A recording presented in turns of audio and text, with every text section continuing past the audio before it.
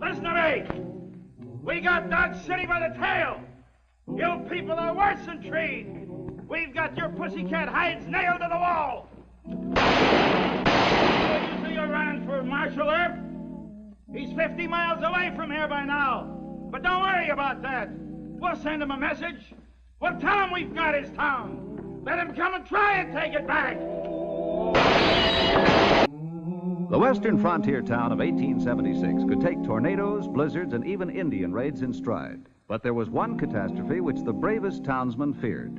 This was an invasion by hoodlum gunfighters bent on punishing the town for trying to maintain strict law and order. In all the turbulent annals of Dodge City, the day George Morris and his men captured Dodge is rated as the most terrifying experience in the memory of its citizens.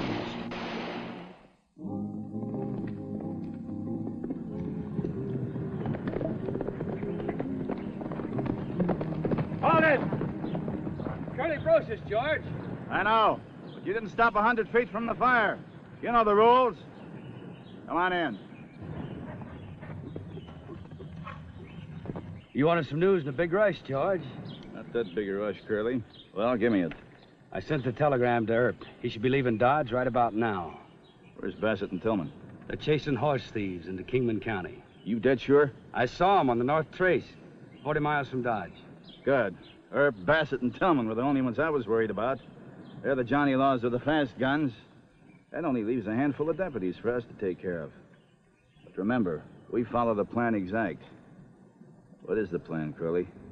We drift into Dodge by 2s and 3s. A couple of deputies will be on patrol and a couple more at the jail. Me and my boys will nab the outsiders while you take care of the jail guard. Learned it by heart, didn't you, Curly? But remember, as soon as we got the Johnny Laws locked in their own jail, I'll give you the rest of the plan. That's what I'm anxious to hear. The rest of the plan. Oh, it's a good one, Curly. The Morrises alone Dodge. And that's a lot of loot to wake up. Liquor and money. And won't them dance hall gals be glad to see us? Did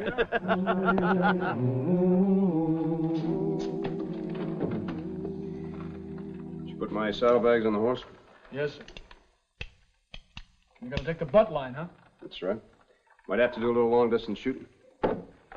Why don't you let me go to the Springs? Because I owe Wells Fargo a favor. I used to work for him, so I owe him a real personal favor. That stage holdup crowd is gonna be scattered all over Kansas by now. With Bassett and Tillman gone, you're leaving just 4 deputies. There's 6 counting Sheriff Bassett's men. But what's really worrying you? I don't know. I guess it's been too quiet here. Well, that's natural enough. Santa Fe's working double time, and the cattle drivers are just now leaving Texas. I'll be back in about 3 days, Mr. Masterson. You hold down the fort.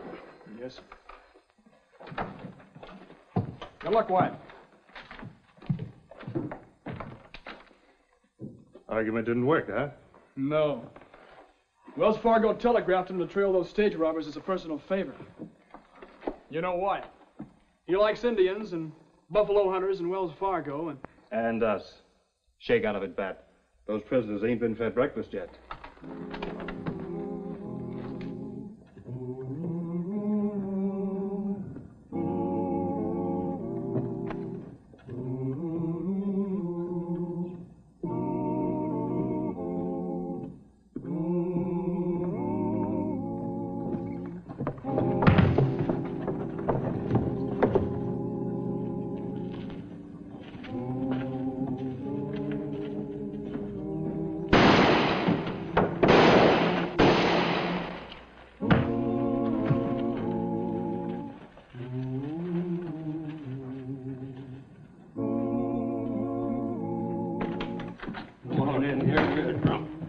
Where's Earp? He's out chasing stage robbers. He left Sam in charge. Why? What's wrong? Caught this drunk over in the Sheriff Bassett's office tearing up a bunch of papers. Hey, haven't you got a patrol on the street? Put him up. Hey, what is this? Don't get rash, son. All right, drop your gun. Where are the keys? Top drawer. Put them all in cells. What about him? He's out cold. We'll get him later. George at the mayor's office by now. Hank, you take my advice. You let things run along as they are for a while. Who are you? Shut up, Hoover. That's the mayor of this mangy town. Grab him. You'll hang for that. Don't worry about it. Who are you? I'm George Morris, and I just elected myself mayor of Dodge City. How do I look, boys? You look awful good, George. Take him to jail and get the outfit together on Front Street. Where's Marshal Earp? Well, he's miles away from here, and now you're going to jail. Out with him. All right. No, listen. You can't.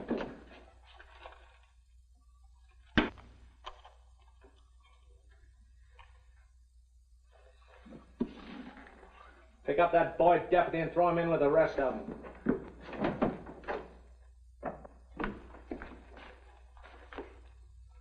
Oh, no.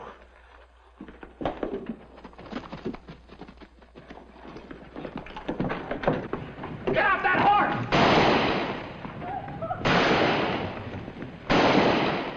Masterson! It's back, Masterson! Let him go! You're right, straight to Wyatt Earp. That's exactly what I want him to do. We've got his town.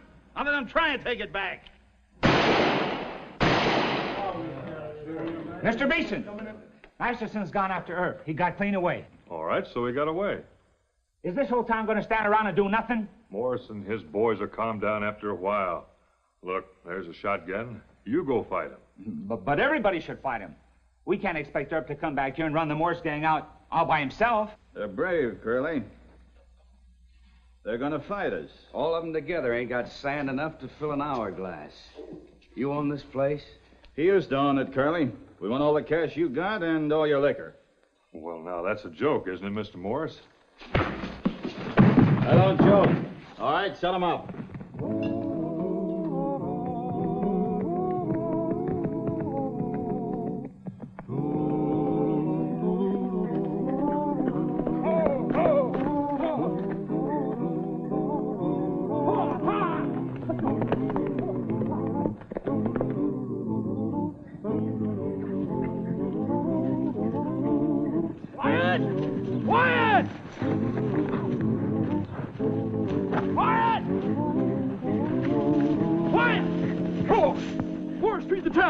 They moved in with 20 gunfighters. All our men are in jail. Wait a minute. Catch your breath.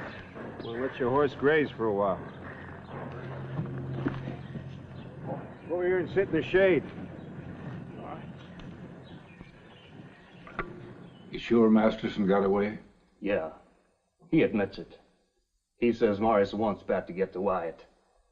I hope Wyatt keeps his temper and goes for the army. There ought to be enough men in this town willing to fight. Nobody to organize him, Mr. Mayor. Well, Wyatt will go to the army for help. It's the only sensible thing. Not if he gets sore. Shut up. You've talked long enough. And I reckon the only thing to do is for us to ride to the fort. About a half a squadron of cavalry and then... Huh? Don't you think they'd come? Oh, yeah, they'd come. Well, then why don't we get them? Well, because I don't think the folks in Dodge City are that cowardly. Would you want to live in a town that had to be rescued by the army from a pack of hoodlums? Well, maybe the townspeople would fight. Yeah, but you can't go back in there, Wyatt. Why not? Morse will have a sentry on all the roads. Let's ride to the fort. I'm not ashamed to ask for help. Oh, but I am. You know, not too long ago, Charlie Bassett and I had a poker session argument about what we'd do if something like this happened. Worked out a little map of the city. Let's see if I can remember it. Wyatt, Bassett and Tillman are in Kingman County. Morse put the sheriff deputies in jail. Now, what chance are we going to have? This is outline of the town. This is the east side over here, the storm drain. We leave the horses here.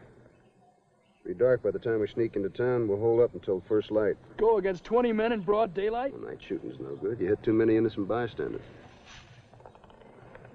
What's the matter? Don't you want to hear the rest of it? No, sir, I don't.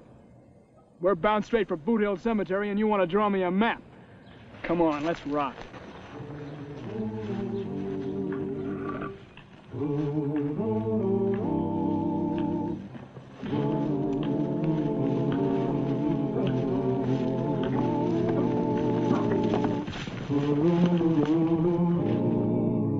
Load her up, boys. Don't be bashful. We got lots of wagons and plenty more horses. We got all the loot that they'll carry. Why, we'll head for south of the line for a little fun with the girlies. Hey, you brave jayhawkers. Where's your great Marshal Earp now? He knows we're here. Why don't he come into town? I'll tell you why. Because he's yellow, just like the rest of you. Ain't we stood enough of this, Mr. Beeson? Nobody in Dodge will fight for me. Not having Earp here's taking all the heart out of him.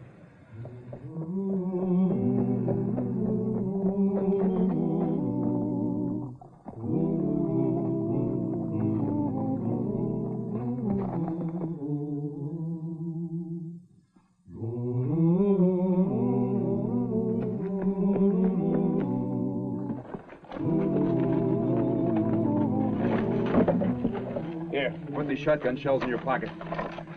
Where does this tunnel come out? Near Old Man Richards' house, head of Front Street. That's 5 blocks from the jail. Come on, hurry up.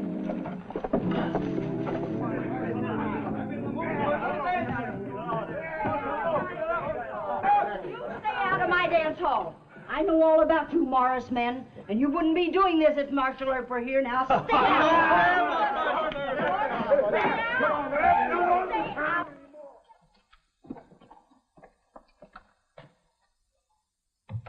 Here, I'll give you a hand up.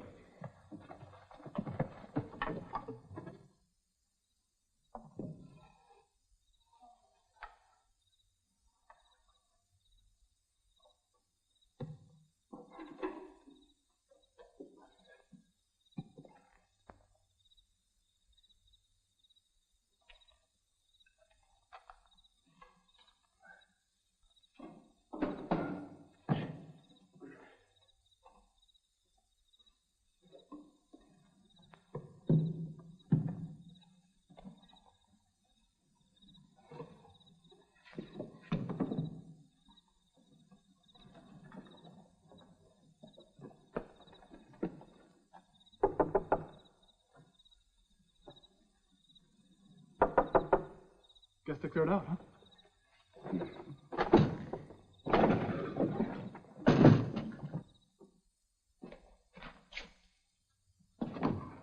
Light up.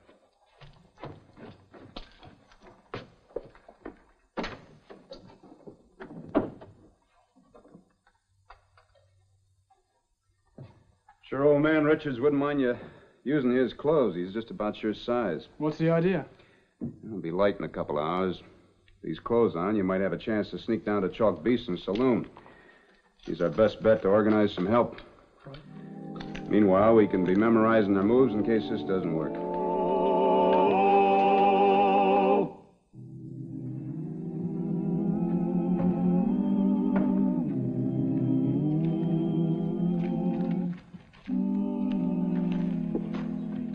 Maybe they cleared out. Shouldn't I take a gun? No, I'll cover you. Go on.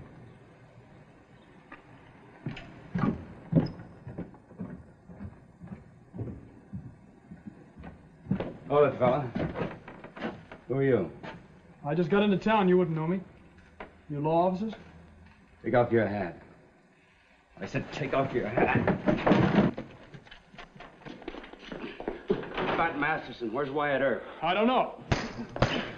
Where's Wyatt Earp? I don't know! You're a liar.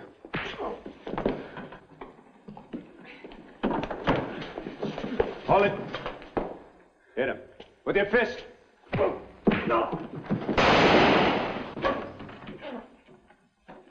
Come on, out the back door. It's Earp! It's Wyatt Earp! He shot me with the butt line. Him and Masterson ran out back there in the alley. Dave, tell George that Wyatt Earp's in town. Rush him into the alley!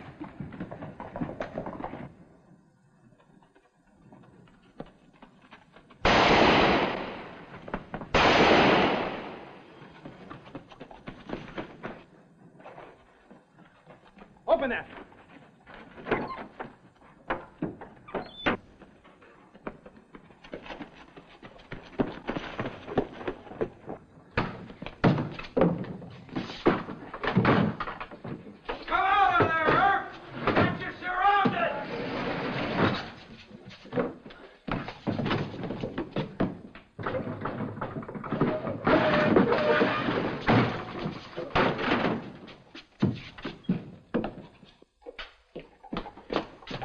Where are we now?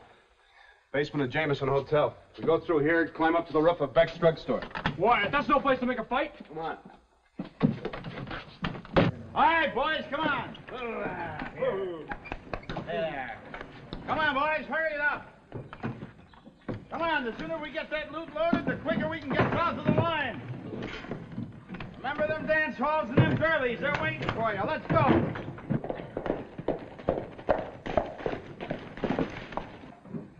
Curly says to tell you White's in town. What? He came back. We got him a mattress and cornered in the cellar down the street. Cornered, you sure? Yeah. Yeah, well, I ain't. We'll round up all the boys and plug every rat hole. Never mind that. Erb's back in town. Come on, let's go and finish him. You think it's true, boss? Yeah. I heard that bunt line special 3 times. There ain't another gun that sounds like it. Well, ain't we gonna help him? How many fighting men you got in the back room? 8 or 10. Well, that's not enough. Go out the back way and see if you can round up about, 10 more.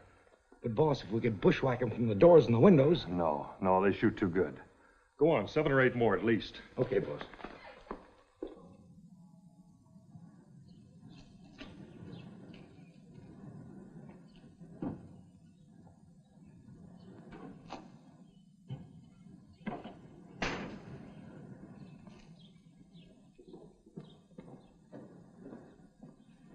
No, you idiots. They know better than to hole up in the cellar. Curly, we've wasted a whole hour looking down rat holes. Now let's do it systematic. Take every building between here and the Long Branch and really ring it out. Right.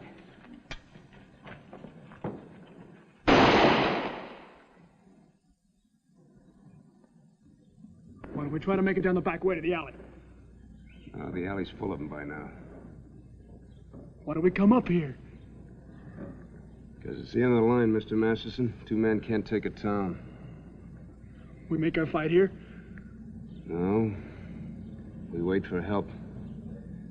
Doesn't come, we go over the roof to the sidewalk. What then?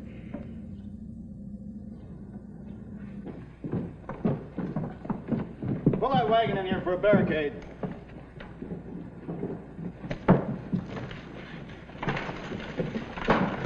That's good. They ain't in the hotel, Curly. Maybe they're hiding here in the drugstore. I think they went up the alley to the Long Branch. Crazy? What would they be doing at Beeson's place? A lot of town boys been sneaking in there. I'll take some fast guns and go... No, stupid. It's Earth that we're after. Now let's go look in the drugstore. We're running short of time. Here. You watch the skylight. If they start coming up, let them have it. I'll watch the stairs across the alley. We'll wing as many as we can, then jump for the sidewalk. I had a hunch they came in here. Hey, maybe they're hiding on the roof. Go on.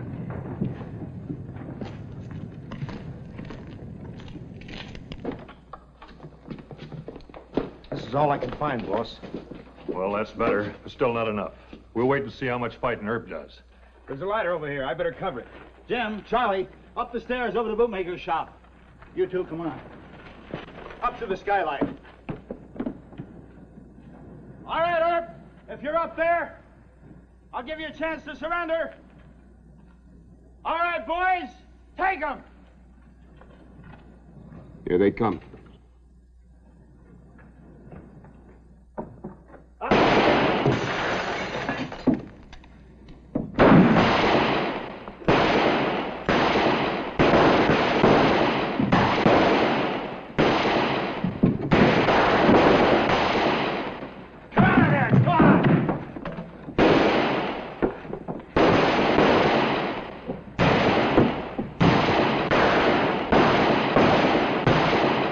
We'll have to set fire to the building. Give me that shotgun. They won't come up anymore. If they do, use your handgun. I'll give you one more chance. Then we're going to burn the store.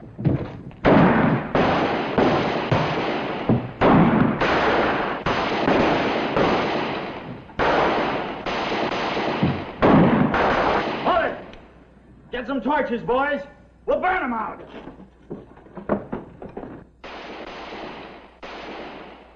It's White, and he didn't bring the soldiers. He's a fool. No, sir. A brave man. Hey, got a light?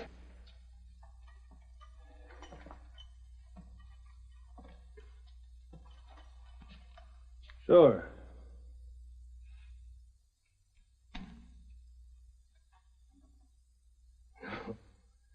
You're so scared you can't even light a cigar. Crummy nerves, I guess. Thanks, anyway. Brave bunch of deputies, Mr. Mayor. Put your mug over here against the bar. I'll light it for you. All right, grab his guns. Help! And the keys. Help! Help!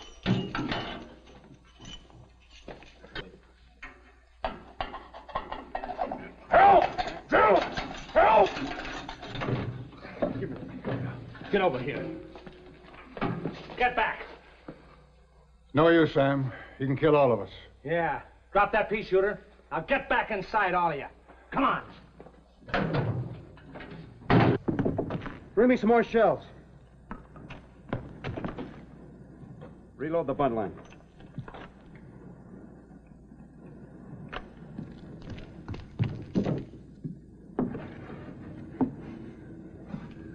They're gonna burn us off here.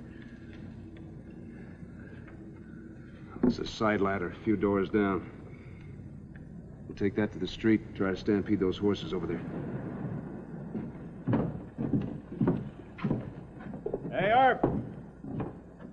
If we burn the store, it'll take out half the town. How about it? Morris, come on out in the street. I'll come down and you and I can settle it. We'll count to 10, then we start the fire. You hear that, Earp? You gotta count to 10.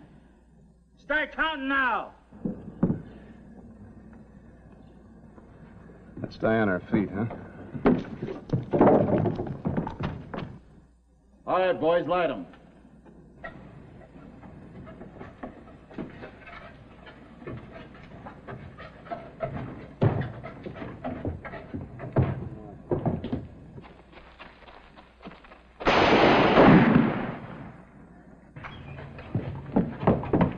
There's Earp. He's headed for the Long Branch Saloon.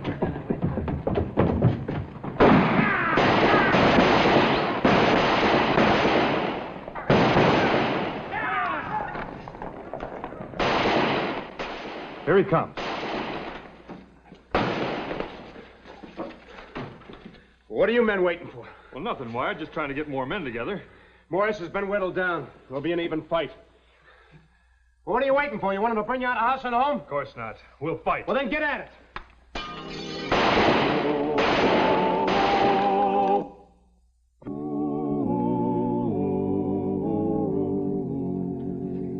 Now, they'll be starting across the street.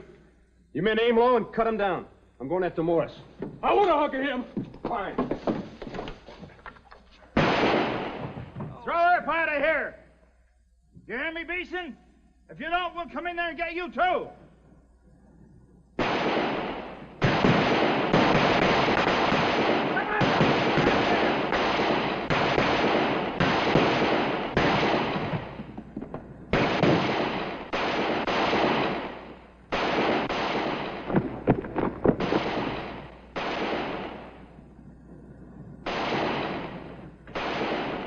Hold him, Morris.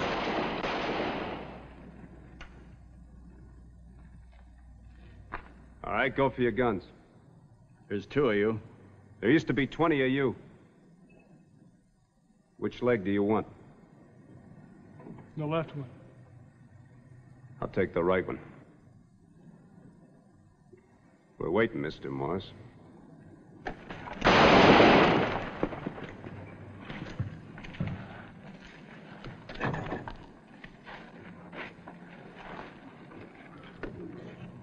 I'll get somebody to help you over to Doc McCarty's. Mr. Morris feels like doing any talking. You can tell him we've taken back our town. You're Circuit Judge Tobin, the hanging judge.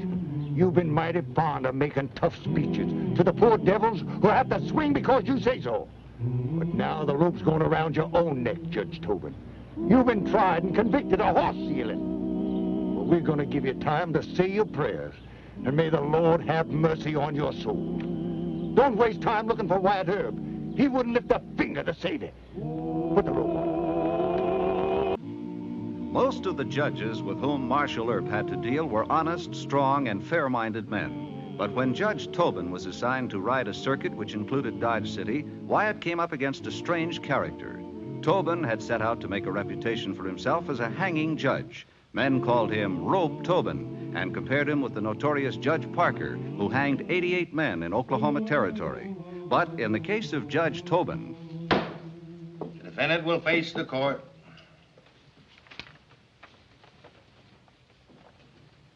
Mr. Bingham, you've been tried and found guilty of stealing a horse. You stole this animal from a traveler on the open prairie. You were well aware that a man's horse is his life. Cattle and buffalo will stampede at sight of a man on foot. Men have been trampled to death in such stampedes. Furthermore, a man without a horse has no means of escape from savage renegade Indians. By your act, you condemned your victim to death. And only by the merest chance... I didn't steal that horse. I bought him. Silence. Marshal Earp, it's the judgment of this court that Mr. Bingham be hanged by the neck until dead. You will notify Sheriff Bassett that the execution will take place tomorrow any time between sunrise and sunset, and may the Lord have mercy on his soul. Remove the prisoner.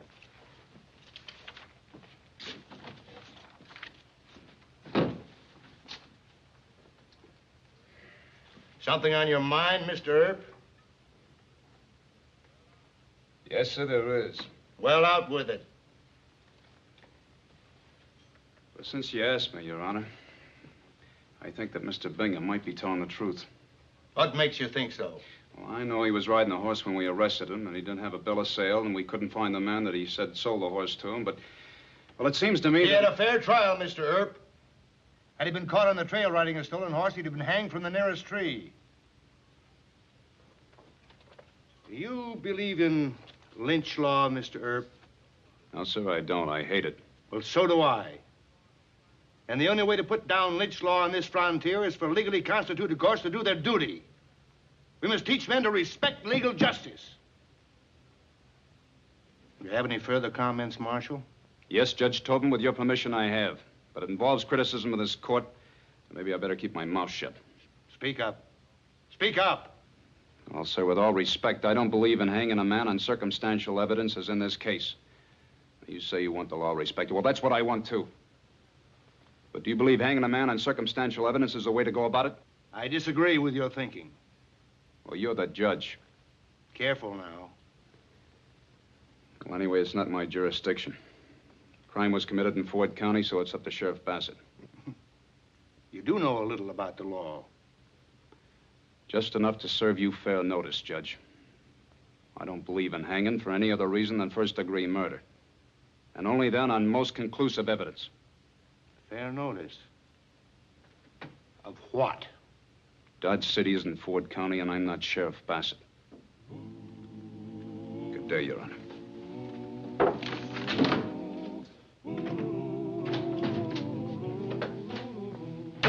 Did you tell him what for?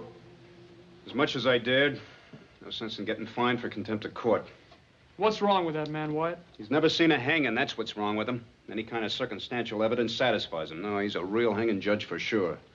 Well, Charlie Bassett says Bingham's wanted in Nebraska for 2 murders. I guess it all evens up. No, it doesn't.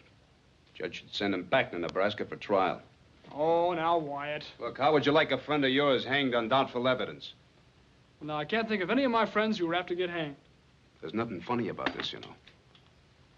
You send that poor fellow on over to Sheriff Bassett's lockup, then wash your hands. Well, I just washed him. Wonder what kind of soap Judge Tobin uses on his. Huh? Never mind, go on.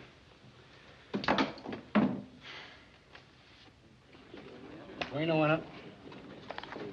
6 a loser. 8 a winner. I want to take a look at that deal box. Hand that back. I got a hunch this is a Mississippi bottom deal. I said hand that back. Why, you wouldn't. Sure. Finley, put it away. He grabbed my deal box. Ease off. Take a walk. Take over, Earl. Eve, you and I'd better have a little talk. In there. It'll be a pleasure.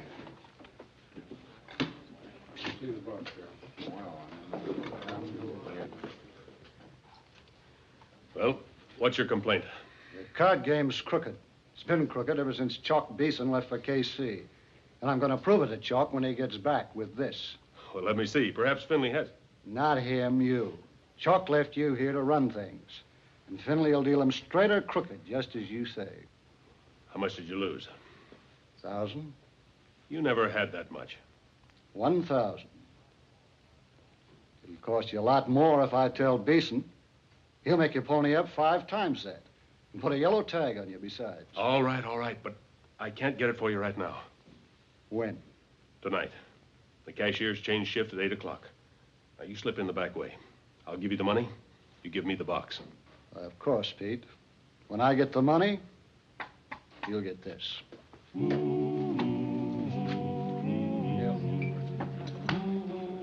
Where's your relief man, Finley? He's late. I'll sit in for you. Thanks, Pete. Anything wrong? Eve Morgan's still mad. Take the alley home. All right, boys. Let's change the deal box. Nothing like new cards in a fresh box. Break open the deck. I'll take a stake, Pete. Sure. I'll keep cash for you. Good.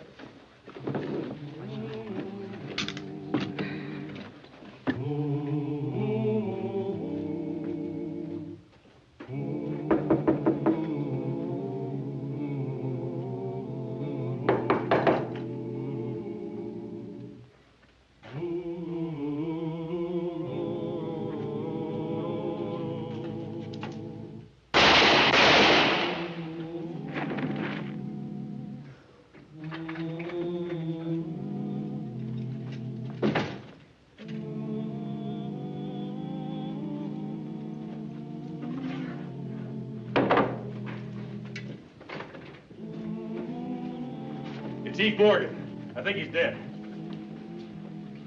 Morgan. He's shot? Dead. All right, you men stay out here. Break it up. Yeah. You men go on back in the saloon. Go on. Morgan was a good guy, too. That hole in Morgan came from a 41 Derringer. You know anybody that owns one? 5-spot Finley. He used to have one. Where's Finley? He went off shift about 8 o'clock. He's probably at home. Go pick him up. Finley wouldn't shoot anybody, White. I knew him in Abilene. In fact, he tipped me off to a gunslinger that was Look, will you just go pick him up? Whatever you say. You quit wasting my time. I took this off of Morgan. You ever see it before? No, sir. You're lying. It's a Mississippi bottom dealer. Now, you want to explain how come Morgan had it? Marshal, I swear to you, I don't know anything about it. Look, 3 eyewitnesses out there told me they saw Morgan take it off Finley at the faro table. They also saw Finley pull a Derringer on Morgan. Marshal, Finley's my friend. Now, surely you don't expect me to incriminate him. Billy heard about the shooting. I met him in the alley. You don't think I had anything to do with it? You own a Derringer, Mr. Finley? Yes, sir. Where is it? It's in the drawer in the faro table. And it's here to tell you what... Never mind. Let's go see it. Come on.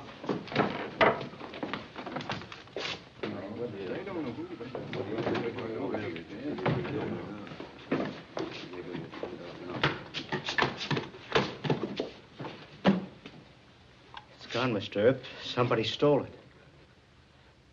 Pete, you know the gun was in the drawer when you took the slot from me. Don't you remember? You said Morgan was sore at me for me to take the alley home. Finley, Mr. Earp knows about the box. He does?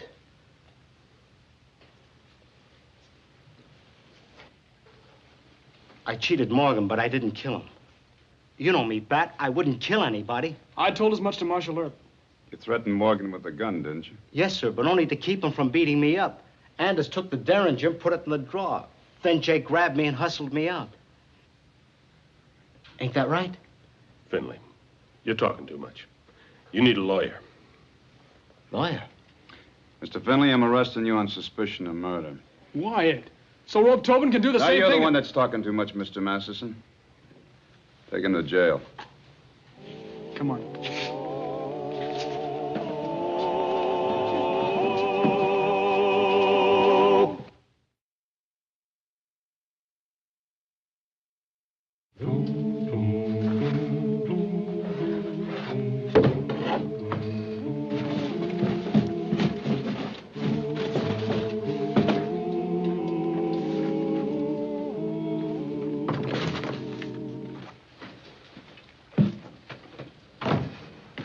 Oh, evening, Mr. Earp. Howdy, Mr. Craig. Terrible thing Finley done. You reckon Judge Tobin will hang him along with Bingham? Oh, easy, Mr. Craig. Are you looking for clues? No, haven't found the murder weapon yet. It's a 41 Derringer. Finley wouldn't hide it around here this close. He knows I'm always filling and emptying this barrel. No, it's not in there. You keep your eye peeled out for a Derringer, huh? Yes, sir. Good night. Good night.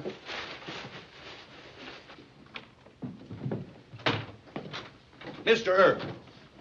Well, Judge Tobin. Benton here has been pestering me to grant bail to some gambler named Finley. What do you know about the case? Well, sir, Eve Morgan, a cowhand, was shot to death in an alley behind the Long Branch Saloon. He and Finley had an argument about a crooked deal box this afternoon. I arrested Finley on suspicion of murder. Suspicion? My client denies the charge, Your Honor. There's nothing but circumstances. That will be all, sir. It's a clear case of first-degree murder, isn't it? No, Your Honor, it isn't. Can't you present a clear-cut case about anything? Finley claims somebody stole his gun. There were a lot of people in position to do that, sir. Also, I haven't checked into the crooked gambling angle, and Nonsense. First-degree murder, no bail. I'll hear this case at 10 o'clock tomorrow morning. Have the defendant in court at that time. 10 o'clock? And I won't consider any motion for a delay or continuance, Mr. Benton. Crooked gambler. Murders a man in cold blood. We'll see. We'll see. Finley wants to talk to you, Mr. Benton. Well, I'll do the best I can. Oh, wait a minute. No, Judge Tobin can't force you to trial. Not without reasonable time to prepare a defense, anyway. They call him rope, Tobin, Mr. Earp. Stalling would only make his temper worse. You sentence Finley to hang. He's already made up his mind. Well, and if it comes to that, we can ask for a stay of execution pending appeal. But you'd better find out who did kill Morgan, and right quick. Now, how do you feel? I'd like to put a rope around Tobin's neck. Hey, that may not be a bad idea. Huh? Judge Tobin has a lot of knowledge about law. But he's never had his nose far enough away from a law book to know anything about people. Has Finley got any good friends besides you? A dozen good ones, at least. 6 ought to be enough. You and I can't do anything, but his friends might be able to teach Judge Tobin about circumstantial evidence. Save Finley. You mean frame the judge? Why, Mr. Masters, such talk from an officer of the law. And the boys who like Finley aren't officers of the law. Well, let's see what happens in court. Yeah. Have you reached a verdict? Guilty, Your Honor. Guilty of what? Oh, well, murder in the first degree. Order! That's how you instructed us to vote, ain't it? Order! Considering the evidence, there was no other verdict possible. You gentlemen have done your duty and the court commends you. Thank you, Your Honor. The defendant will rise. Mr. Finley, you are a card sharp and a crook. When the deceased caught you cheating, he took your deal box as evidence. Testimony indicates that Mr. Morgan intended to complain to the owner of the Long Branch Saloon. To prevent this, you waylaid him in an alley, and with malice aforethought, you shot him in the back. No, sir. It wasn't me. I didn't do it. Silence! The court would like to show mercy, but your crime does not deserve mercy. I sentence you to be hanged by the neck until dead. Your Honor. Yes, Mr. Benton. I must ask for stay of execution pending appeal. That is your privilege as counsel for the condemned. Any comment, Mr. Earp? No, sir. Don't you worry, Finley boy. We're with you. You will take your seat until court's adjourned. Marshal Earp? Yes, sir. I have business in Abilene. Other cases on the docket will be postponed till my return. Remove the condemned. Court is adjourned. Don't worry, Finley. Good job, boy. Bring him in. Get him out of there, boys. Hustle it up. Oh, Pat. They look pretty much alike, don't they? Yeah, I couldn't tell them apart. Nice work, Jim. Even to the brands and scars. See, bar N on the judge's horse, bar H in my horse. Of course, I had to block out the white stocking on my horse. Slick. Where's old man Ruger? Well, we left him sleeping in haybed. We gotta move on. I'll hide the judge's horse. And don't forget, you've got to stop Tobin before he crosses the city limits. We'll stop him. That. Why don't we really hang the old buster? No, just put a rope around his neck. White and I'll be right behind you. Don't you even rough him up. Remember, he's a circuit judge. We're gonna be awful careful. How you coming, boys? All right. Get over here.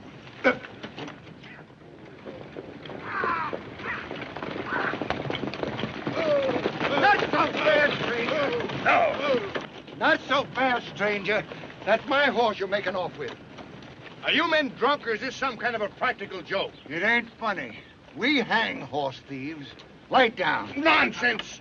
These are my horses. That one ain't. Light down. Come on. You know who I am. No, and I don't care. You're stealing my horse. Nonsense. Both these horses are Bar N brand. I bought them from Colonel French at the Bar N Ranch. You've heard of him. Bar H? No. That brand's been tampered with. This is a frame-up. You steal my horse and accuse me of framing you. Rope's ready, Jim. Let's get it over with. Let go of me. Let go of me, I say. Let go of me. I'm Circuit Judge Tobin. No. Not Rope Tobin. The hanging judge? Well, boys, ain't that something? Rope Tobin turns horse thief. That tree over yonder looks right handy. You won't get away with this. Oh, hanging a man ain't too difficult. Tie his hands? No, it's more fun when they got their hands free and try to fight the rope. Come on, we're wasting time.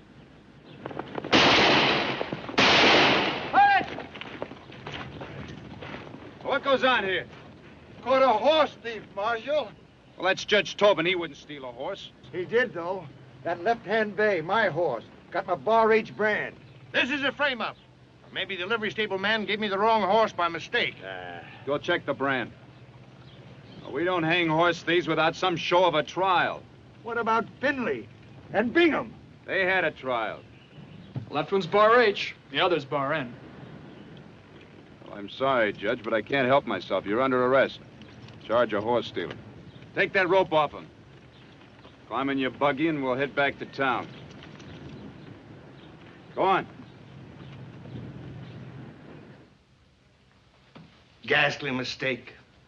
Why, those hoodlums might have tried to hang me. And on the flimsiest of circumstantial evidence. What if this got into the newspapers, an accusation like this? Rumor, gossip, the dignity of my office. Marshal Earp, I demand an immediate release. Well, I'm sorry, sir, but any charge by a citizen must be investigated. Oh, come now, we've had our differences, but surely you don't believe that I stole that horse? No, sir, I don't. Well, then why are you holding me on a charge that you admit's absurd? Blackmail? What? I have here an official police report with a felony complaint signed by Jim Lawrence, the owner of the stolen horse. Just what are you after? Well, Judge, to begin with, I'm looking for a human being in you. What is this? Then there's the blackmail. But let's call it white blackmail, shall we? I want a stay of execution for Mr. Bingham. He should be sent back to Nebraska and tried there for murder. Is he wanted there? That's right, on 2 counts. And Sheriff Bassett didn't mention anything about it because he felt Bingham might just as well be hanged here as in Nebraska. Well, I don't agree with Charlie's idea of the law. I also don't agree with hanging men on flimsy circumstantial evidence. It'll ruin respect for the law out here. And you and I, sir, in our different ways, are the law here, aren't we? Those Nebraska charges should have had priority. All right, I'll grant the stay, but not as a price for anything. Now, go ahead and do your duty as you see it. One other thing, sir. I ask you to release Finley on bail. A condemned murderer? Look, sir, I need your help. I think I know the man who really murdered Morgan. Now, if you turn Finley loose, the man I'm after will get scared, and a scared man always makes a wrong move. It's still blackmail. No, sir, it isn't.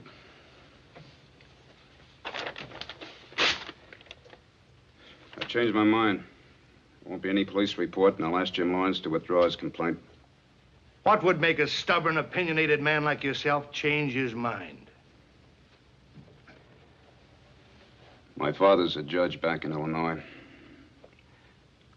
The kind of judge all of you should be. He didn't get his reputation by hanging men and circumstantial evidence. I guess I tried to mold Judge Tobin in his image. I'm sorry for that. Excuse me, Judge. Wyatt, they're talking mighty mean at the Long Branch. They think Finley had a raw deal. I expected that. All right, round up the rest of the deputies. Tell them to load with buckshot. No, no! I'll admit Finley to bail.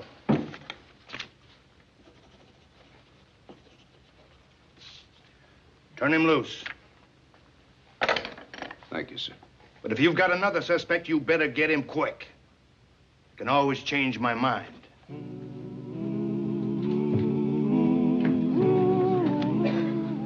Finley! It's good to see you. Finley, you're free. I'm only out on bail, but I sure thank you, guys. Still winning, huh? Yeah, little old Finley. Boy, howdy. Good to see you. Sure want to thank you, Pete, for getting me the lawyer and everything. What's a friend for? Boys, the next round's on the house. How come old Rope Tobin let you out on bail? Well, Mr. Earp says it's because they can't find my gun. How does that figure? It's a kind of a legal technicality. Mr. Earp suggested it to the judge, and the judge agreed. Unless they find my gun, they can't hang me. Sure hope they never find me. Sure. You ain't buying a drink, Speed. I am. Come on. Drinks are on me. All this Come on, boys. Get your fellas on.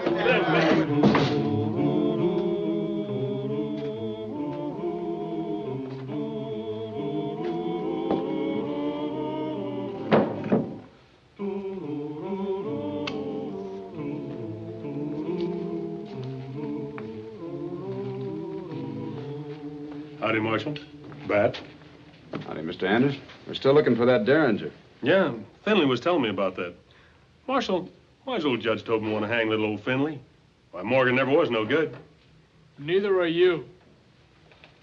Big gun, big talk. You scared Finley into cheating. Ease off.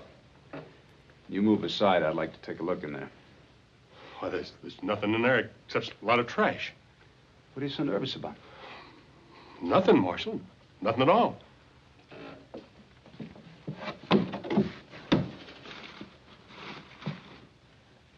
Well, what do you know? Finley must have stashed that in there. I mean, whoever shot Morgan must have put it in there. No, you stole it and shot Morgan. Are you crazy? Last night, right after the shooting, I came out here and that barrel was empty. So what does that prove? You knew I looked in there. You figured the safest place to hide this is where I'd already looked. An old man, Craig, threw some trash in there, and you came out and threw the Derringer on top of it. You're under arrest, Mr. Aaron. Yeah? Stand steady. My friend. Trying to get me hung.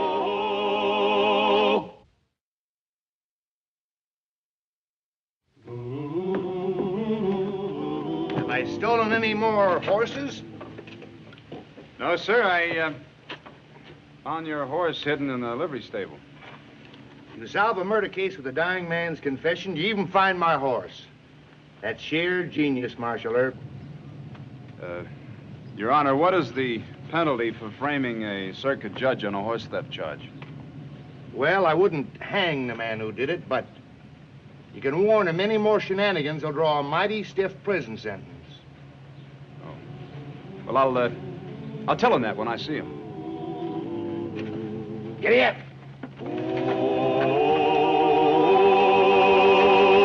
Well, I guess Miss McGill's aiming to gun Bat Masterson. Don't be a fool. Why, she wouldn't have a chance in a gunfight with a man. I wouldn't bet against her. Miss McGill's a shooting woman. Women of the frontier, when Wyatt Earp was Marshal of Dodge City in 1876, had long been accustomed to scenes of violence and gunplay. But aside from tough show-offs like Calamity Jane, Belle Star, and Pearl Hart, women rarely carried a gun or used one, and then only in some act of desperation. The circumstances which turned Mrs. Jane McGill into a shooting woman were unusual, and she became one of the most serious problems Marshal Earp ever tried to handle.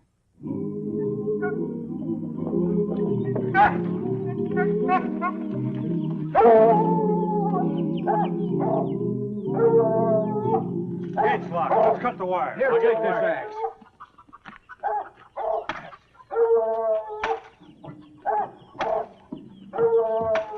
Get away from that fence.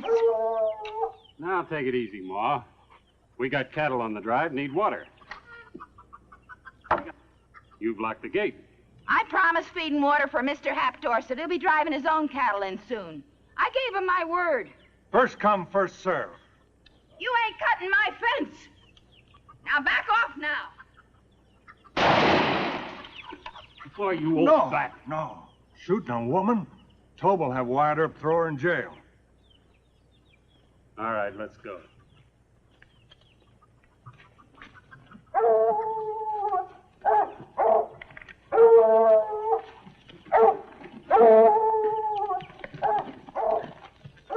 Hush up, folks. Come here, girl. Come on. Trouble's over for right now. Mama, you shot at them. Yeah, over their heads. Oh, how could you? I promised Marshal Earp that the next time we had any trouble, we'd send for him. What if they tell Mr. Earp?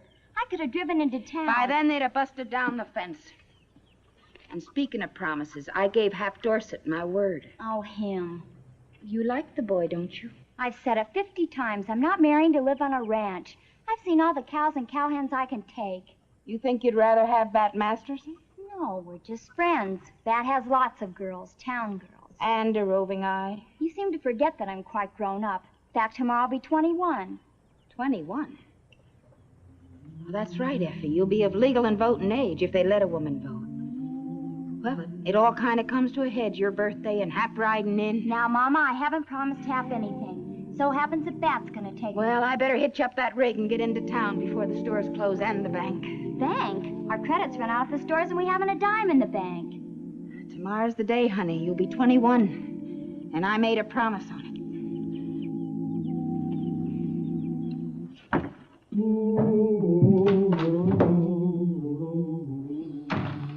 Mr. Masterson, come on out here. I want to talk to you. Now, what's up? Mrs. McGill again. Took a couple of shots at some of Tobe Lawson's cowhands. They talked him out of filing a complaint. Well, thanks. I want you to ride out there and give her a good talking to, though. Part of her farm's on the city limits now, and she's got to quit shooting at people every time she has an argument. Or couldn't you go out there this time, Wyatt? She doesn't think too look, much of... I didn't pick Effie McGill for your girl. You just read this to her mother. Yes, sir, but why don't... Anyway, you got no reason to be wasting Effie's time. Or do you intend to marry her? Marry her? Well, I haven't more than kissed her a couple times. Well, that's enough to give a nice country girl ideas. Gosh. Well, Mrs. McGill's caused me a heap of trouble, but I kind of like her. She's over 50, and I'm just 30, but we're both old-timers in the West. Huh? Well, I guess that seems kind of odd to you, but you're not an old-timer unless you haul to California by wagon train. Didn't Effie tell you that she and her folks... Wyatt, they want you down at the bank right away. Hold up. No. Something about Mrs. McGill. Oh, well, Deputy Masterson can Well, go. they asked for you, Wyatt. The cashier said that... All right. You know, maybe you should get married. This is unusual, madam. It's been 10 years since we've been asked to cash gold nuggets. You're not a depositor here, and you don't seem willing to explain how you came by these. Well, I didn't steal them. No one's accused you of that, Mrs. McGill. It's just that banks have to be careful. At $20 an ounce, you have almost $300 here. Oh, Marshal Earp, thank you for coming so promptly. We have a matter. Howdy, Mrs. McGill. Howdy, Marshal. He thinks I stole them. Gold nuggets, Mr. Earp. Well, Mrs. McGill and her family were 49ers. Didn't you tell Mr. Perkins that? I don't like to talk about it. Well, you're perfectly safe in cashing them, Mr. Perkins. Well, if she'd only explained. One moment now. Have the cash for you, Mrs. McGill. I'll be outside. I'd like to talk to you. 100, 200, and 300.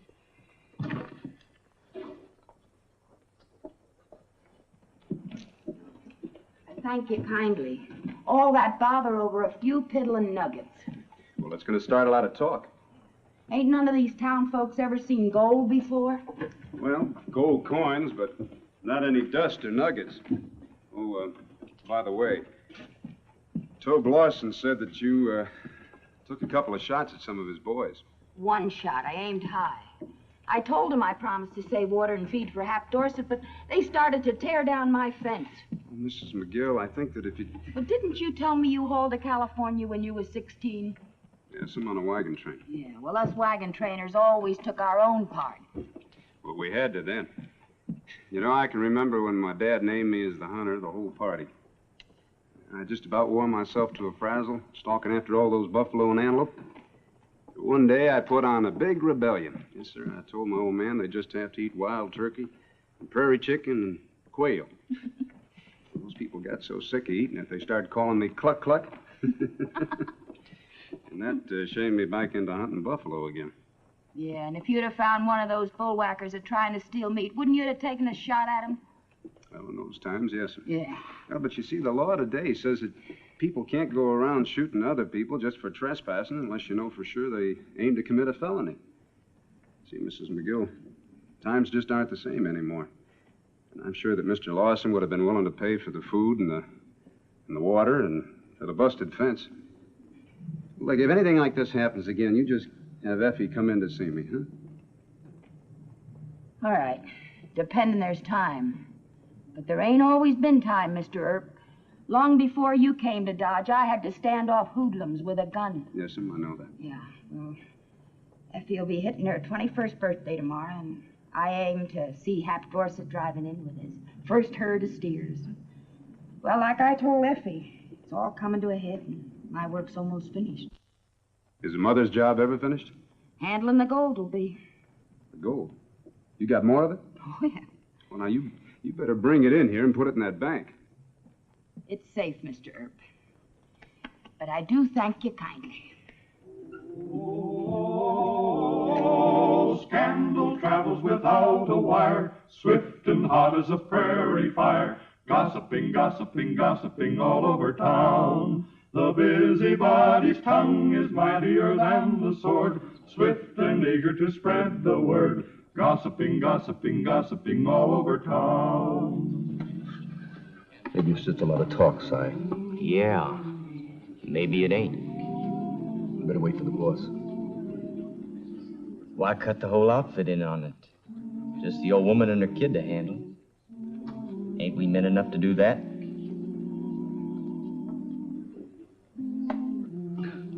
Yeah, that's a good idea.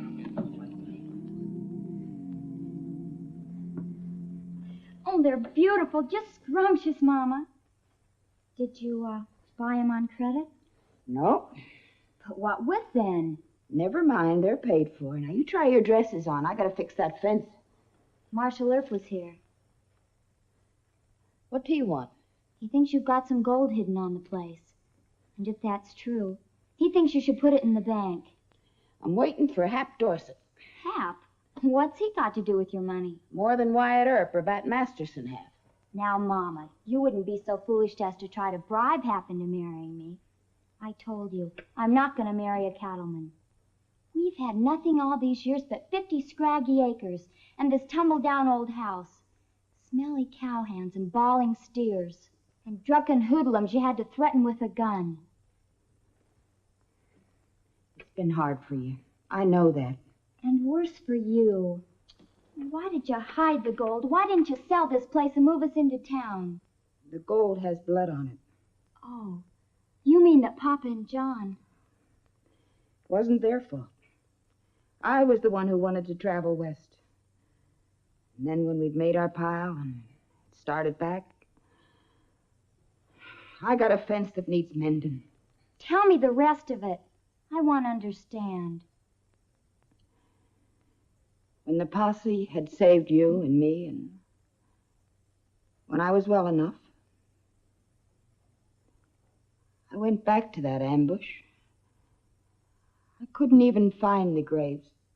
The buffalo had stomped the earth flat, killed the grass and the prairie flowers. What do you buy with blood? Pretties like them things? A house in Dodge City on a 2x4 lot? Your Papa and John, they didn't like the mines. They wanted to homestead land in California.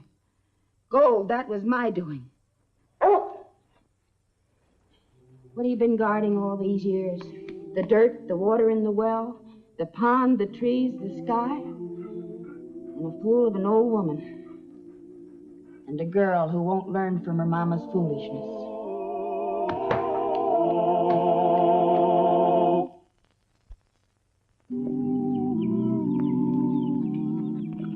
Howdy, Miss McGill. Half Dorset. I'm a little late getting here. Well, it's about time. Where are your cattle? Oh, down the trail a piece. Well, how's it been going, Ma? And how's Effie? We're all right, but the drought got you, didn't it? Yeah, it was pretty bad. I'm only bringing in about 100 head. Oh, well, that's better than I expected. No, Ma. Oh, some small outfits ain't driving at all this season. You can rest them here and put some weight back on them. I've been holding it for you, Hap. Well, I knew you'd keep your part of the bargain. But me, well, I can't even pay until I sell the steers. Hap, don't worry about the pay, but kind of keep the bad news from Effie, huh? No use, Ma. She can count cattle. Oh, you can brag you shipped from Wichita or that you sold most of them to a trail buyer now, can't you? No, ma'am.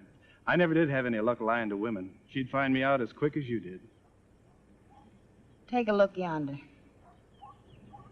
Your mother's got Wyatt awful worried this time. He didn't order me to come out here. He asked me as a personal favor. Wyatt doesn't ask personal favors just for nothing, Effie. You tell Mr. Earp that it is true what we were talking about, but I can't do a thing with Mama. You ain't going to get any place with Effie eating humble pie. I tried that. Failures, young girls nowadays don't tolerate them. Well, I'm all kinds of a fool, and the drought starved me out, so what chance would I have asking her to marry me? Don't that horse of yours want some water? He sure does.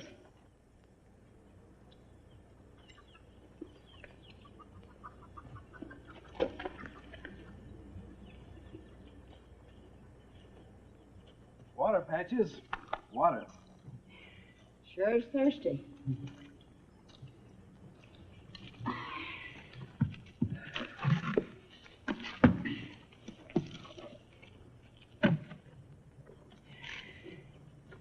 I better do a patch-up job for you there. Nope. Hold me up that milk can. I'm going to change my bank.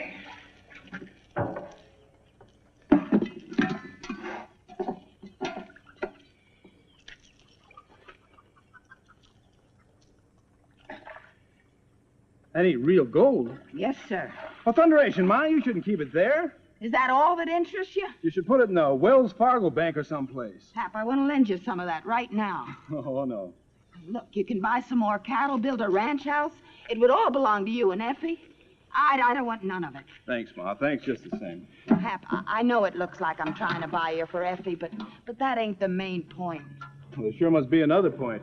You know I'd marry F tomorrow, and I wouldn't charge you a nickel. Look at Hap, listen. Wait a minute. Well, ain't you gonna say howdy to an old friend?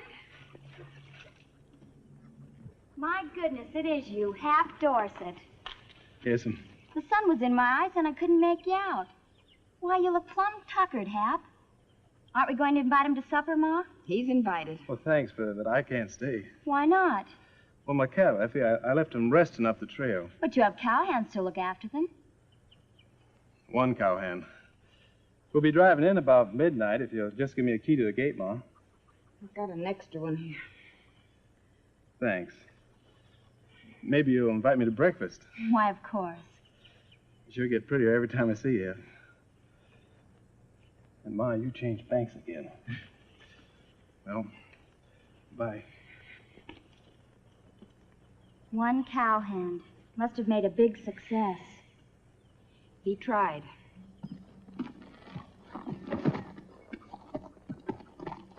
Poor Hap. Don't say that about him. He's been fighting the drought and his range dried up, and there wasn't nothing he could do about it except keep his courage. All right, Mother. All right. I promised Dad I'd meet him in town. Can I use the rig? No. Very well. I can walk. Oh, forget what I said. You can use the rig. It's already hitched up. Thanks, Ma.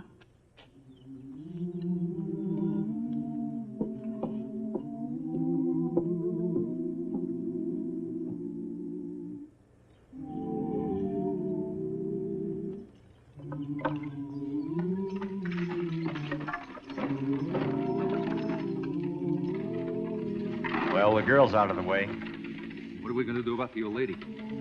Scaring and talking. The dog, he might raise a rumpus. No, he won't. Come on, let's get at it.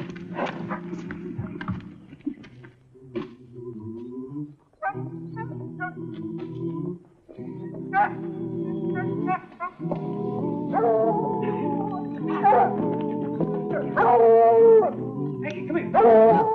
Boots.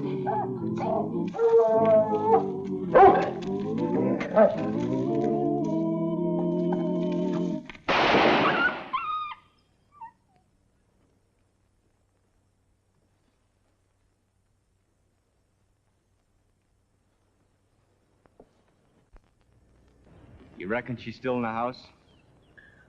I don't know. Seems kind of strange. Woman sees her own dog shot. Don't come running out or nothing. Probably scared to death.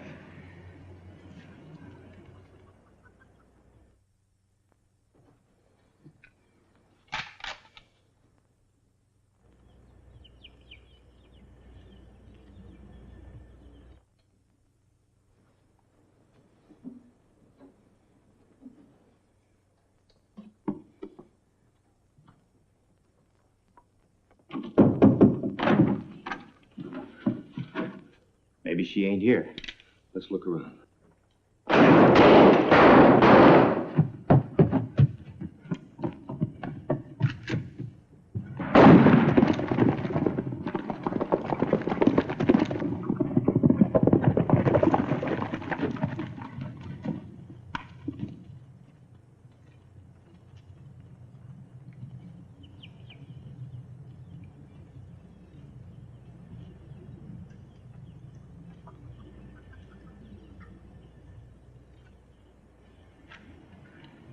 The other one's in the parlor, dead. They killed my dog.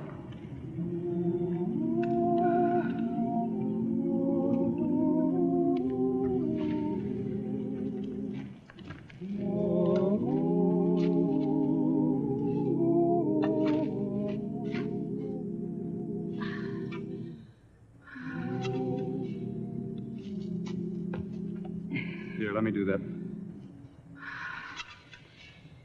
You gonna arrest me? Yep. Those men were Hogan and Lacey. They run with the Bangs gang. I've got to keep you in protective custody. For how long? Hap will be driving his cattle in at midnight. Well, Billings and his crowd will be here before that, maybe. They're bound to have heard what happened. I've caused you enough trouble. You sure have.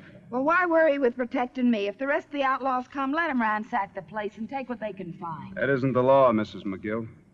You've been wrong, but the law still has to protect you. It's in the milk can in the well. That's your mama's business, not mine. What? I'm not thinking about her and her money. Oh, or me either.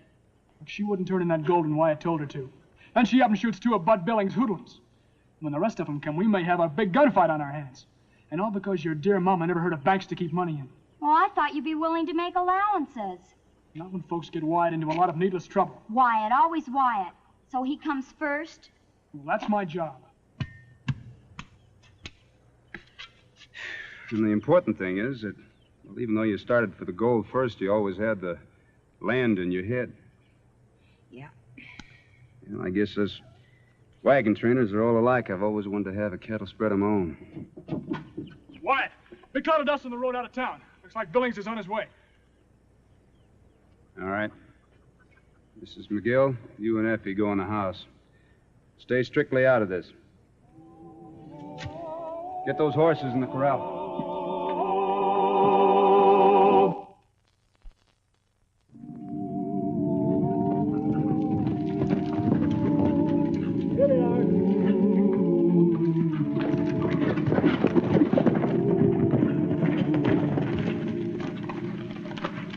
Those my men, Hogan and Lacey?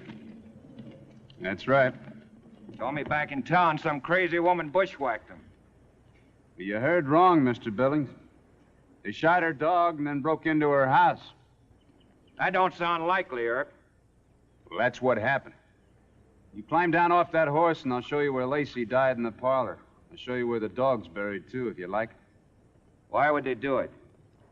Broken down old place like this. Well, Mr. Billings, they thought there was a lot of gold buried here. Didn't they send you word? No. Well, I guess they decided to take it on their own. Well, I've told you the truth. I've said all I'm going to say. I heard you called a lot of names, Earp. Liar ain't one of them. Reckon Hogan and Lacey got what they deserved. We'll let the court decide that later. See you. Yeah. I see now. That's the way the new law works. At least when Mr. Earp's around. What? Yeah? Effie says that gold is in a milk can down the well. You go haul this stuff up. I'll go ask Mrs. McGill if I can't take it on over to the bank. Yes, sir. Here.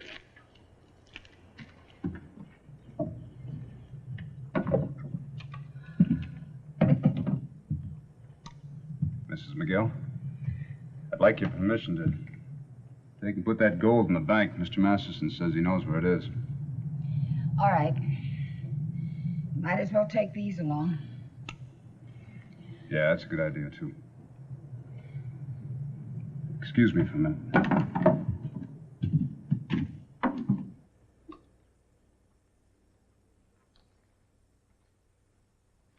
Miss Effie, Mr. Masterson is one of my best friends, but I can't say that he's good material for a husband yet. No, he isn't. I talked kind of mean to your mother, asking you not to add anything to it. It's a tough job getting blood off gold, and what she did all these years, she did for you. I know that now. You know, as an old wagon trainer myself, I'd just like to say that Mrs. McGill could captain a wagon train for me anytime, any place. Well, I guess it's North Texas, Mr. Earp.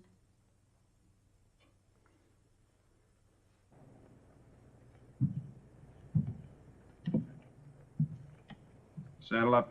Take those with you.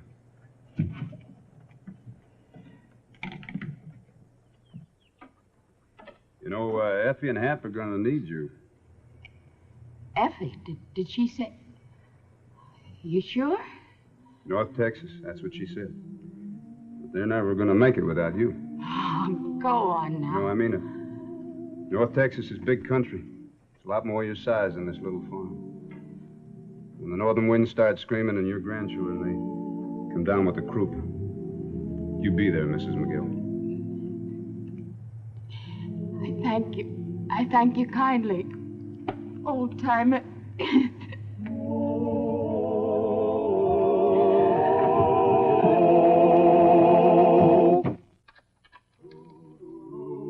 As a member of the United States Army, Sergeant Craig will stand court-martial.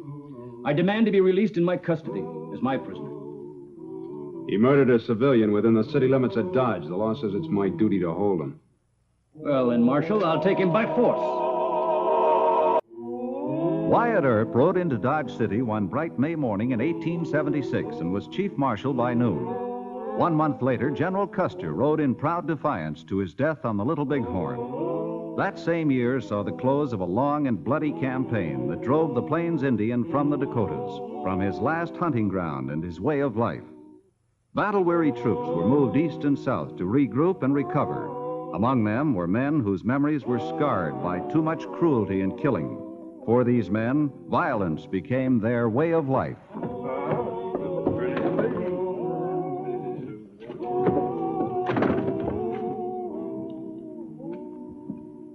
Private Crenshaw? Sergeant Craig, sir. Yeah. I wanted tobacco. Give me some tobacco. Darn if I ain't fresh out myself. Aha. General store and emporium. Follow me, Private Crenshaw, and we will go a foraging. Fly the merry-o, a foraging we will go. Today we have a sale on blankets, but you perhaps know more about these than I do. Oh, I'll be with you in a minute, gentlemen. I'm Sergeant Craig, mister. Old Indian fighter from way back. Only time you ever find Sergeant Craig waiting on an Indian is when he's got a rifle in his hands. Now, give me some chew in the back.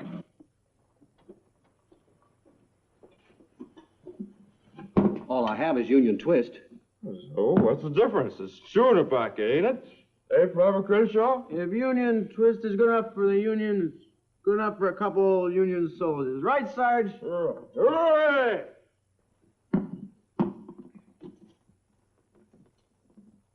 Well, pay the man, Private Crenshaw. Sergeant, I ain't a chawing man. Hey there! Yes.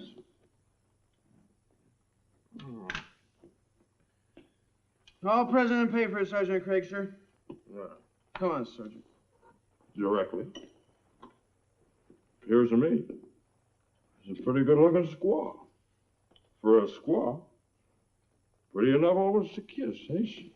Please, Sergeant, let's not have any trouble. No. Come on, Sergeant. We got guard duty. Leave us alone, soldier. We don't make trouble. That's right, Ensign. You don't make no trouble at all. No. Come on, Sergeant. Let it go.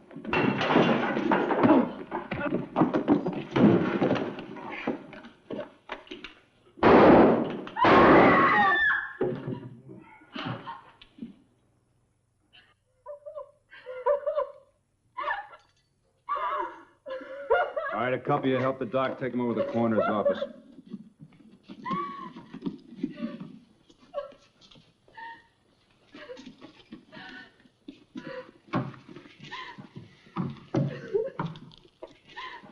You know, it's times like this, Marshal, that makes me think maybe I should have stayed in Cincinnati. Well, the important thing, Mr. Whittle, is will you make positive identification? I certainly will, sir. Good. Will you come down to the office and sign a statement? Well, be glad to. It's high time something was done about that, Sergeant. He's done nothing ever since he's been here but give us one scare after another. I don't know why you haven't arrested him before this. He's a soldier, Mr. Whittle. He and his company have spent better than 6 months in the Black Hills, fighting the greatest alliance of Indians in frontier history. I know. I should think he'd have his fill of fighting. Most of them have. Most of them are no trouble at all. Some are like Sergeant Craig. Well, something happens to them. They get crazy like. Oh, they've seen things that a man like you couldn't even dream of. It's kind of hard to explain. It seems to me that you're trying to make excuses for a murderer, Marshal. Not for a murderer, Mr. Whittle. But maybe I'm trying to make excuses for a professional soldier.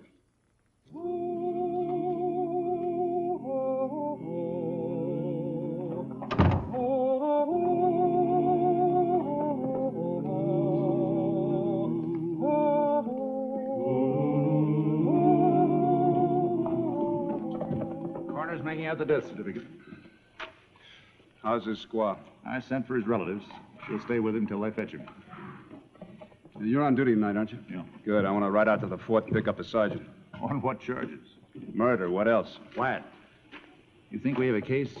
You know the accused is a soldier. I never heard of a soldier being charged with killing an Indian.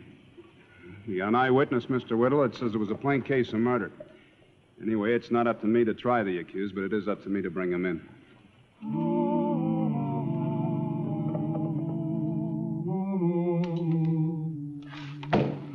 I don't know, Marshal. I hope that I'm doing the right thing. I'm sure you are, Lieutenant. Civil law takes precedence in a civil crime. You have no problem. You don't know Captain Brooke.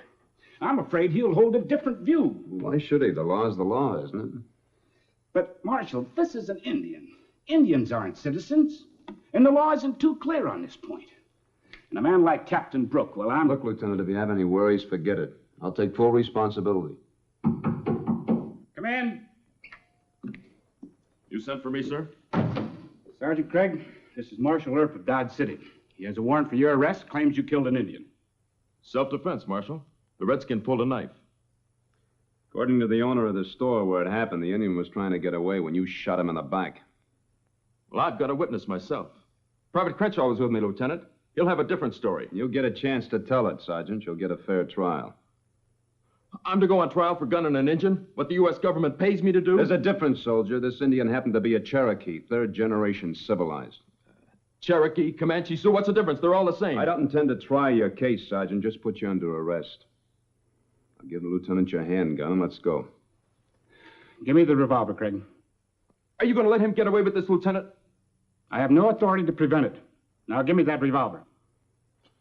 All right, sir. When the captain comes back, you better have a different story. It'll be on the morning report. I wouldn't wait that long if I was you, sir. It's going to be bad enough you let a civilian run it over one of his boys. That'll be enough from you, Craig. Now get out of here. Thank you, sir.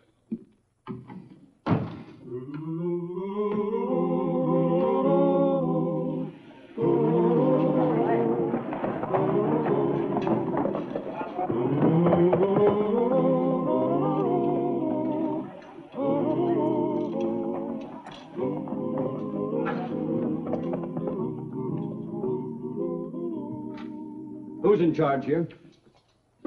I am, sir. You Wyatt Earp? Yes, Captain? I've come for Sergeant Craig. I'll ask you to be so kind as to release him into my custody. You Captain Brooke? That's right. Well, didn't Lieutenant Meade explain to you about him? Lieutenant Meade is fresh from the parade grounds of Washington, sir. He's got a great deal to learn about military practice on the frontier. Such as? Such as the Army's right to discipline its own men. Well, Captain, if the sergeant had killed another soldier out in the territory someplace, you'd have claim to him, but he didn't. No, he killed a civilian right here in this town. That places him right in the hands of the local law. Come, Mr. Earp, you can't be serious. Since when is it a crime to kill an Indian?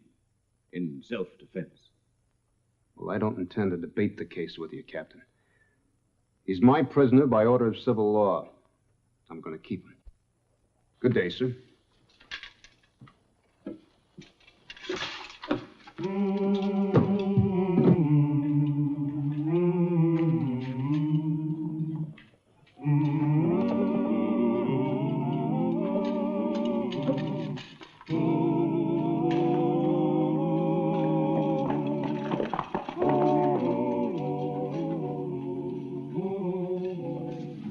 I thought he was going to bust. I bet we haven't seen the last of him yet. You've got a real safe bet there, mister. Time he gets back, he'll have a full head of steam, and then you'll really see him bust. Hey, I don't see Whittle's statement here. Hasn't he brought it in yet? No, not yet. When I stopped around this morning, he said he hadn't had time to get to it. He wants to get it right.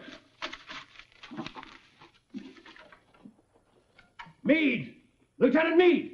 Begging your pardon, sir, Lieutenant Meade is not here. He left this morning. Where's he gone? You didn't say, sir. There was another soldier with Sergeant Craig last evening when he had that altercation with the Indian. Who was he?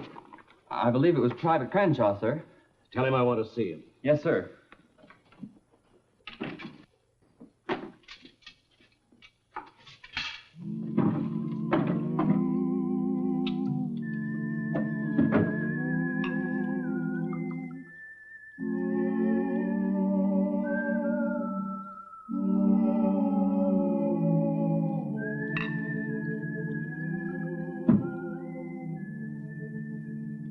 You don't have to be afraid of me, Crenshaw. Long as my men are loyal to me, I'm loyal to them. You understand, Trooper? Yes, sir. You ever hear the phrase, esprit de corps? Yes, sir. Know what it means? Well, I think so, sir. It's what this company has, Crenshaw. We've fought together, been beaten together, and we've won together. Now, that means something, doesn't it, son? Yes, sir.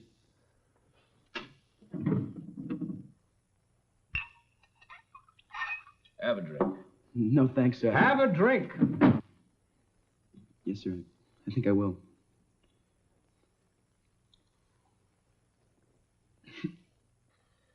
Now then, Crenshaw. You say that this Indian pulled a knife and attacked the sergeant. No, sir, he didn't pull the knife. Don't hedge, soldier. It's my understanding that this Indian had a knife. That he did, sir. Well, then, am I correct in assuming that he was reaching for this knife when the sergeant, in order to protect himself, grappled? Well, I guess... I mean, I'm sure that's the way it happens. You see, I wasn't exactly watching at the time. Now then, how many people were in the store at the time? Besides the sergeant and me, I guess just the Indian and his squaw. And the proprietor, of course. Yes, sir. Well, the squaw wouldn't count much in court. You wouldn't count much either, being an army man and somewhat prejudiced. So that bull-headed marshal has only one man on which to rest his case, hasn't he? That storekeeper.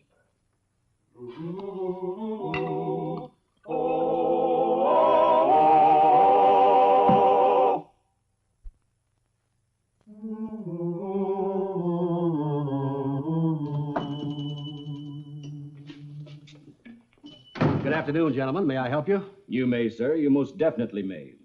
It concerns the altercation which took place here yesterday between one of my men and an Indian. Yes?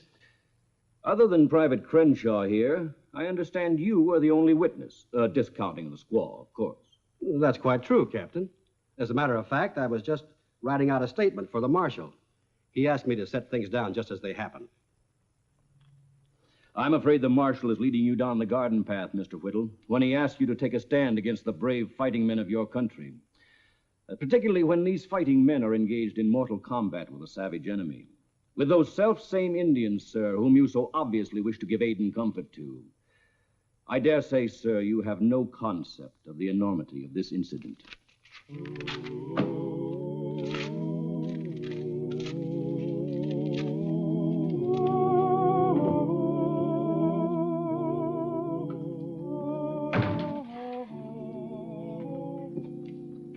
Mr. Whittle bring in the statement yet? No.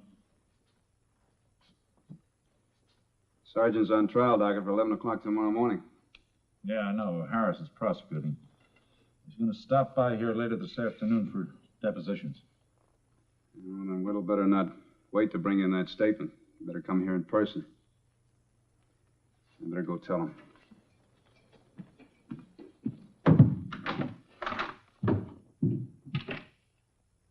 I've been giving this quite a bit of thought since last evening, Marshal, and to be perfectly honest, I can't rightly say that it was entirely the sergeant's fault. Look, the last time I talked to you, Mr. Whittle, you were yelling for that sergeant's blood. Now, who changed your mind? Well, I was angry. Now I've had a chance to think things over and cool off. I just can't honestly... Was Captain Brooke in here to see you? All right, so he was here. Did he threaten you? Of course not. The captain happens to be a gentleman. I'm not asking for a character reference to Captain Brooke. I'm just asking for a little character from you. Now, I'm a tax-paying citizen, Marshal, and I'll ask you to watch your tone of voice. Forget it. When this case blows up in court tomorrow, mister, I just hope you turn out to be a better judge of character than I've been.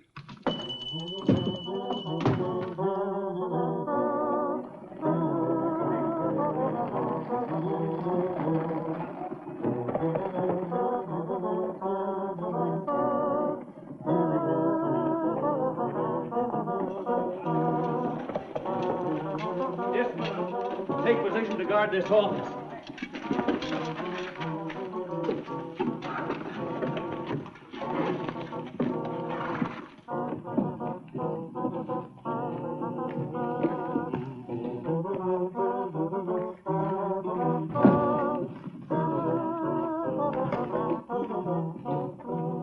No one passes. I'm Marshal Earp. Sorry, sir.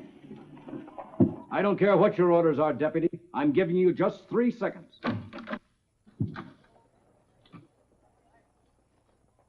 Oh, good evening, Marshal. I've come for my prisoner. You come to take him by force, Captain? If necessary, yes. Well, then I think you'd better first put the whole town under martial law. You don't happen to have a legal leg to stand on. Yeah, I know. I just saw Mr. Whittle. Then be sensible. Give me the prisoner. No. Look here, Earp. You couldn't even get the sergeant convicted on manslaughter without a witness, and you know it. My job is to take him to trial, and to trial he goes. Now, you get out of here. Hold it, Hal. Crenshaw, get in here. Keep these two covered. You, deputy, get in there and open that cell up. Let the prisoner out. Go ahead, Al. Give him all the rope he wants.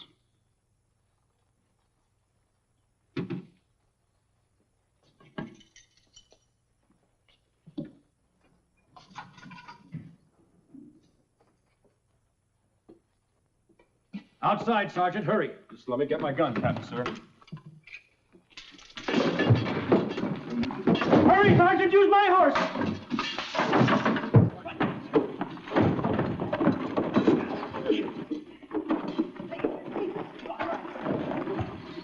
Sergeant, turn your arm, shoot!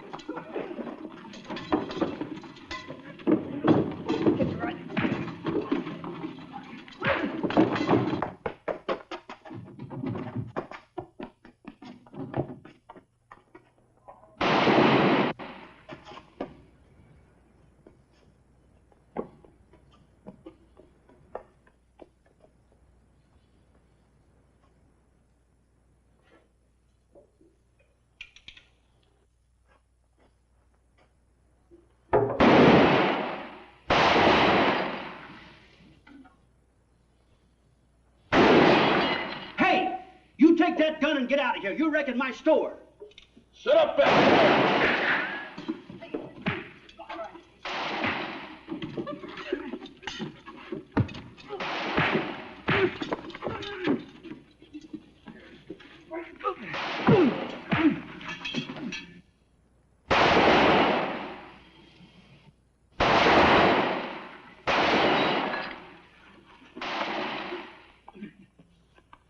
Fire, you idiots!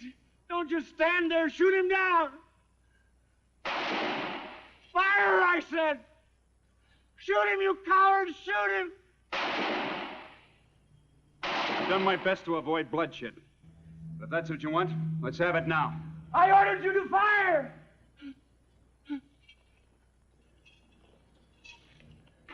I order you to shoot this man.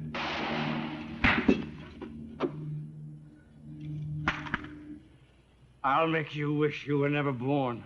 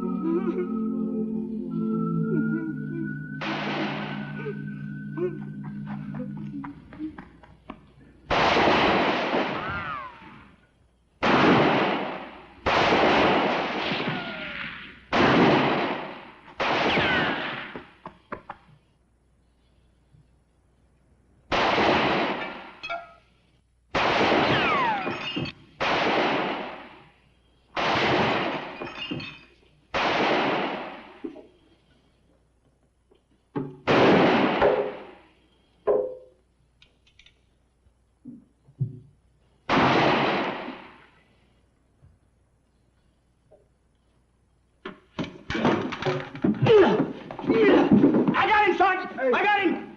Marshal! Hey, Marshal, come on! I got him! Come in, Marshal, hurry up!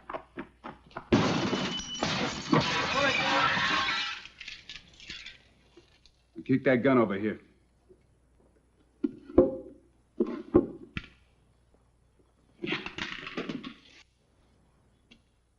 Hey, Marshal, if you'll give me one more chance to reconsider, I'll be glad to testify against this ruffian. Thank you, Mr. Whittle. I'll remember you for this, mister. You sure will, Sergeant. You sure will. Come on, move out.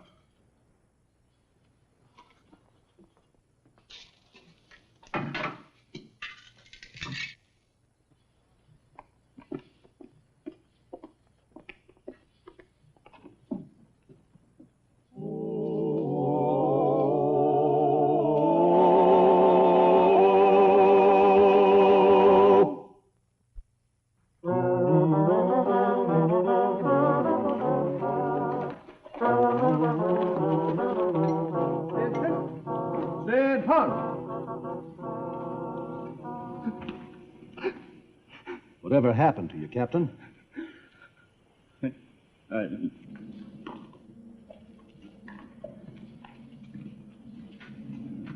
Take the prisoner inside. You can put up that gun, Mr. Earp. There'll be no more trouble. The colonel's apologies and mine. Captain hasn't been himself for some time now, so I took the liberty of sending for aid last week. The colonel arrived as soon as he could. Mr. Earp, Colonel Grayson. Marshal? How do you do, sir? Stay with Captain Brooke, Lieutenant. Yes, sir.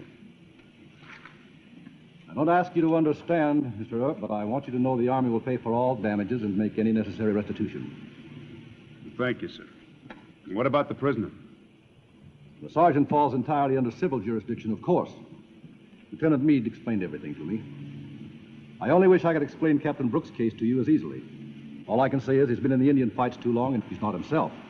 He'll be sent east and his case reviewed. Well, as far as I'm concerned, sir, the incident never happened. Well, thank you, sir. Troop, herd him out.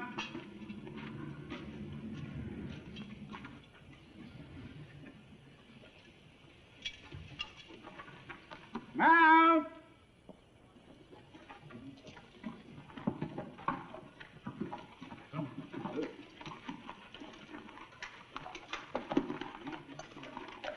Forward rank out of 2, yeah!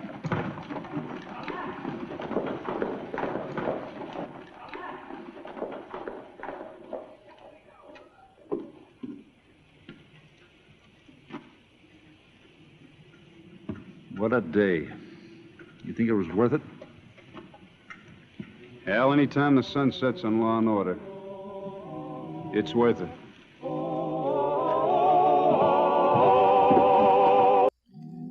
I hear you got a private grudge against Wild Earp.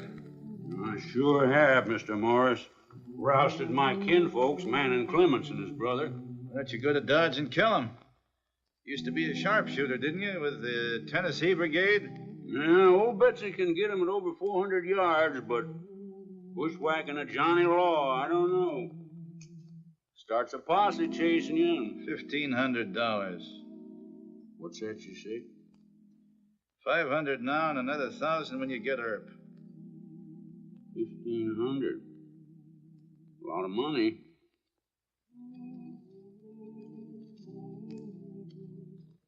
I'll give it a try.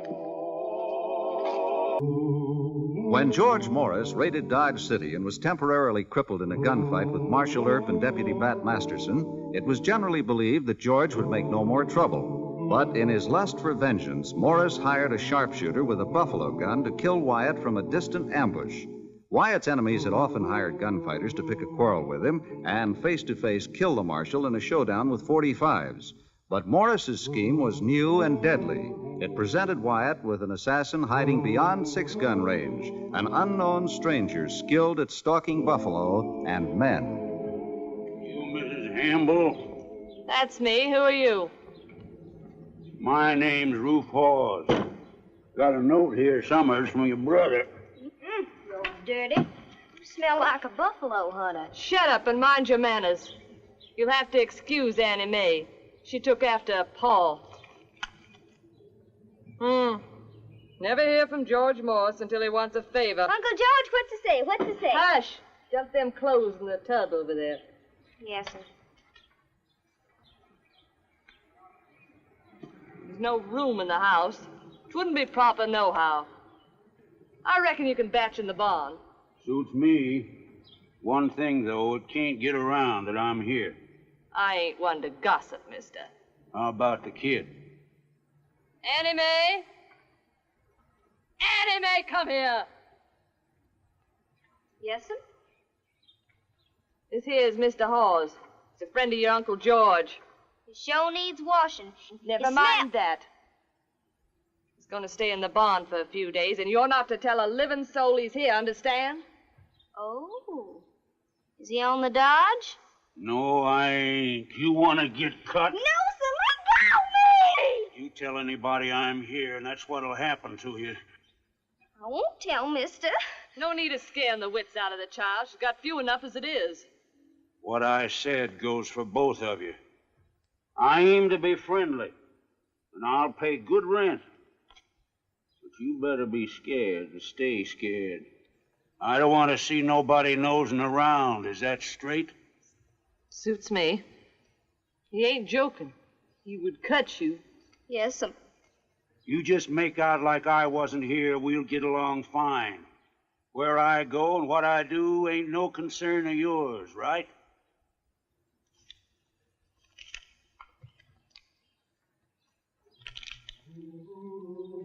How much? Why, that's a whole month's washing almost. So keep it a secret. Yes, ma'am.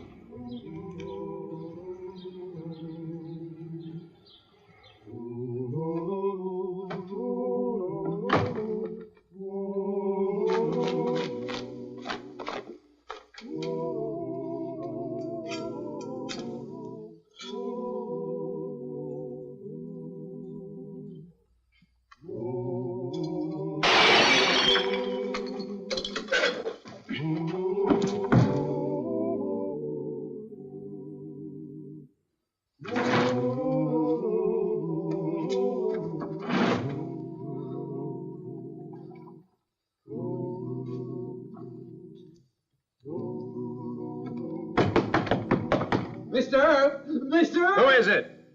The clerk. I thought I heard a shot and some glass breaking. You did. Somebody took a shot at me. Go get Mr. Masterson. Yes, sir, right away. Mighty big hole. Oh, I should have stayed in Chicago. Hurry it up, will you? Yes, sir.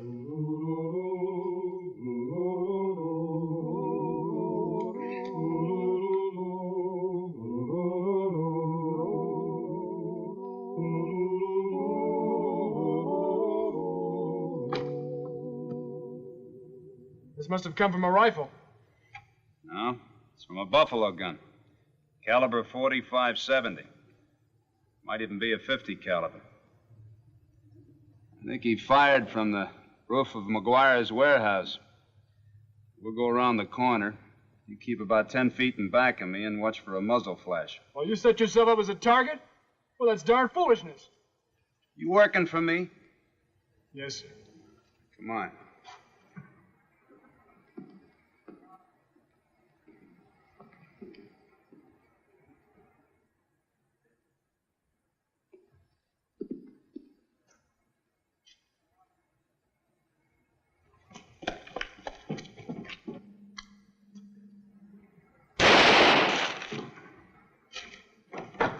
You hurt? No. Stay low.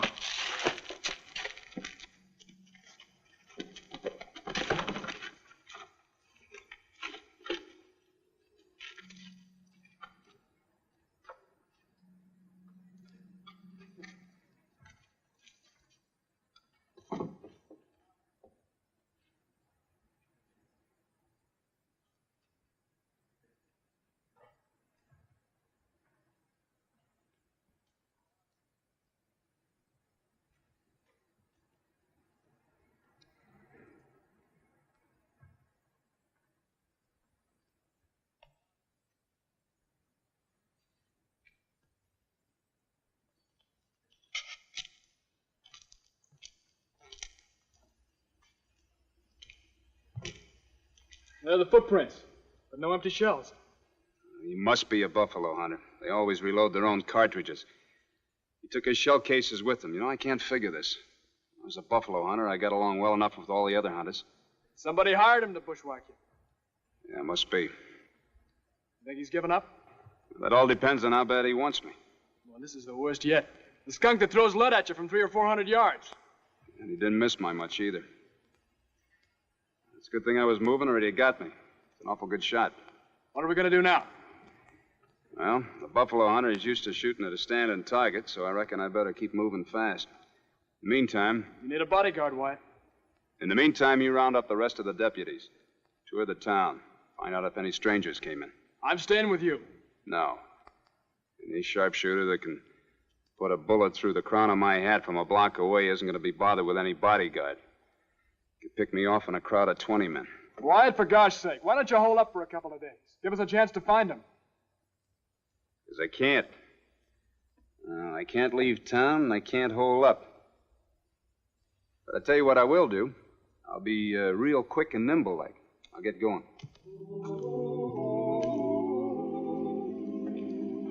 Yoo-hoo, Mr. Matheson. Yoo-hoo.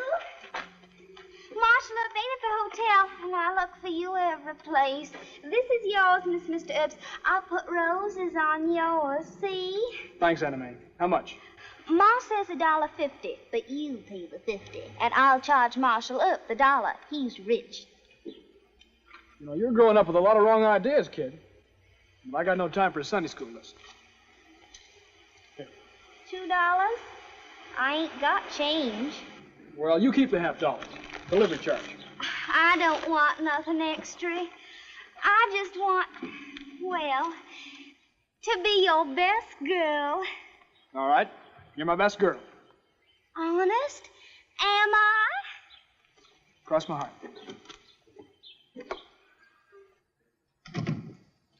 Any luck? Nah. You went through that south side like lightning. My best girl brought the laundry. Yeah, well, you stick to Annie Mae. I don't know. I think I ought to teach that girl some moral training. And did you check all the hotels? Yeah? None of their guests have ever been buffalo hunters. Well, a man couldn't walk down Front Street toting a buffalo gun without being noticed. I think he's an old-timer. Maybe a Johnny Reb who learned his snipe shooting in the war. Well, what do we do next?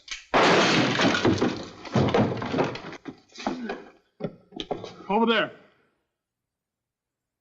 Picnic grounds. Go get the boys.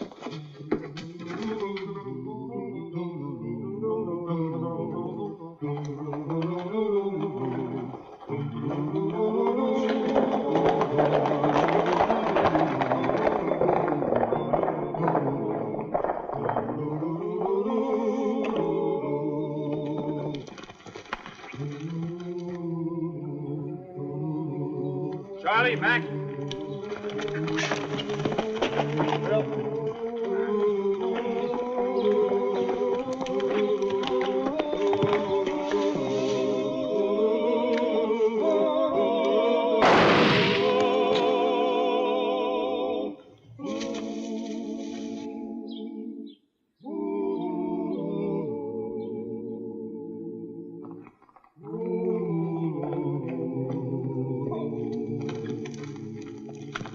You hit? No, but he got Tony. Fine horse, and I'm gonna miss him. Well, just don't stand there. Let's get him. What? Use your head. We're not going to let you walk into that ambush. Plain suicide, lad. This isn't the way to do it, and you know it. We'll ring out all this side of town, house by house. But we'll do it, not you. All right, we'll try it your way.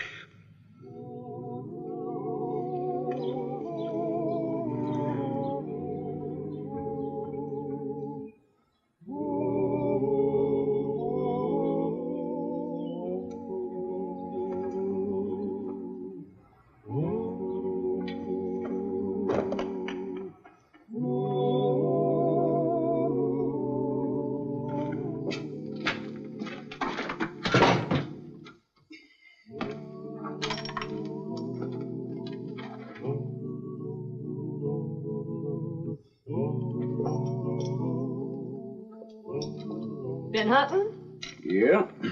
Thought I'd get me a rabbit. Annie Mae says different. Somebody tried to kill Marshal up. What's that got to do with me? You can't stay here. Has that kid been talking? Where's she at? She's out delivering more washing. And don't get mean about this. I told you both not Don't forget George Morris is my brother. And a fine, loving sister you are. Earp crippled both of George's legs, and Earp ain't nothing but a Yankee, nohow. You sticking up for him? I'm sticking up for myself and Annie Mae. This is a little town, Mr. Hawes. Someone's gonna recollect that I'm kin to George. And it won't take 'em long to come snooping around out here. What if they do? I don't want no bullets flying around. Ain't you got sense enough to know it's time to clear out? Not yet. I gave you 20. How about 40 more? No. You could put me in jail for harboring a man like you. Now pack up and push along. You don't know who you're getting sassy with. Just wait till I tell George. George knows all about things. Now, this'll be over by sundown. If I don't take care of my job, it'll cost me $1,000. And you know who I'll blame for it.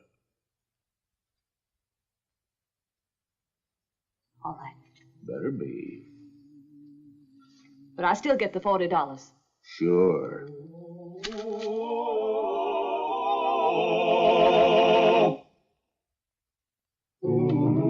Quiet. Mayor Hoover. Howdy, Mr. Hoover. I was just getting the search area narrowed down to the picnic grounds and the houses in the district. Good. But you're relieved from duty. What do you mean I'm relieved? We're trying to save your life. You were shot at 4 times and your horse was killed. Now, I want Mr. Masterson and the other deputies to make that search. Whoever he is doesn't get paid for killing us, White. Well, there's no need to relieve me from duty. I already promised Mr. Masterson and the boys that they could handle it. You promise not to go after this man? Well, Mr. Mayor, I think I'll eventually have to go after him. But if there's another way, I'm willing to give it a try. You have my word. It's about the best we can do, Mr. Mayor. White, a lot of Southsiders want to help. We'll have enough men to surround this whole area. We'll get him. I sure hope you do, Mr. Masterson. Good luck. Thanks, White.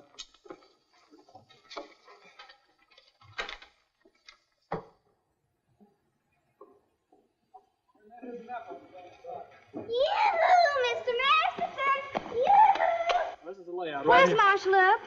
He's busy. You run along now, Anna Mae. Ain't he going with you to catch the man? Please, Anna Mae, don't bother me now. I got a secret. Later, not now. Vamoose, young lady. You'll be sorry. Trot along home. Now, we'll string out along this line here. The other deputies and I'll take each house and barn in the following order. We'll start right here.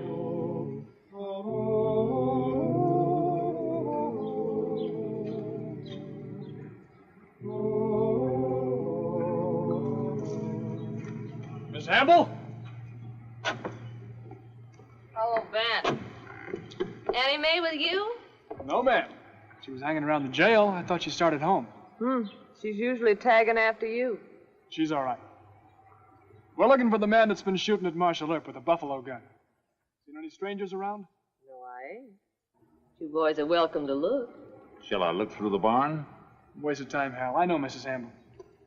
You see a man skulking around, just holler. I sure will, Bet. Thank you, ma'am.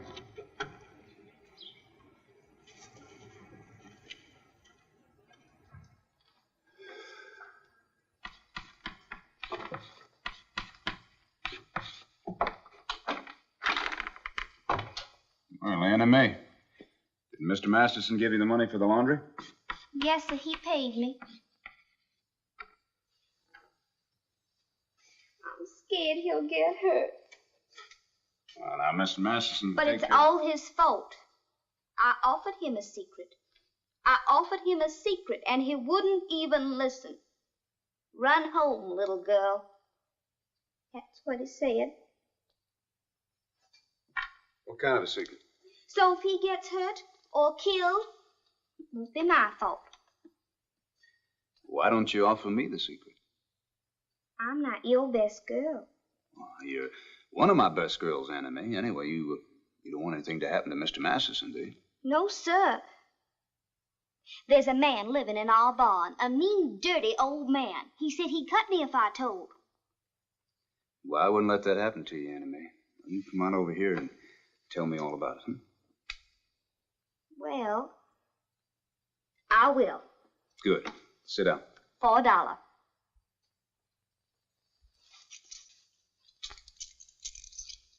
And you got to promise Mr. Masterson won't get hurt, and my ma won't get hurt, and you won't tell I told on Mr. Hawes. It's a deal.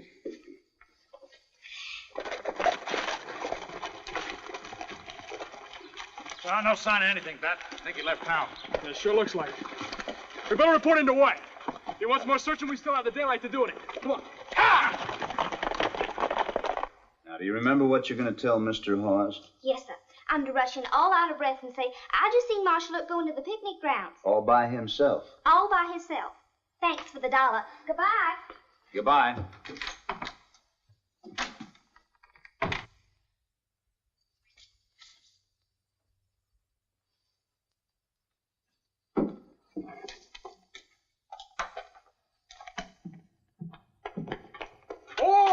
the hurry? You would listen. Marshal Earp, listen to my secret. Come on now, what secret? I gotta go home and tell Mr. Hawes. Yeah? Tell him what? Quit your mussing my hair. Come on now, you tell me who Mr. Hawes is and what you're going to tell him. Well, he's the man that's been shooting at me, you know? So I gotta tell him Marshal Earp's going into the picnic grounds to look for him. All by himself. All by himself, huh? I gotta go. Am I still your best girl? You bet your life you are. My best sweetheart.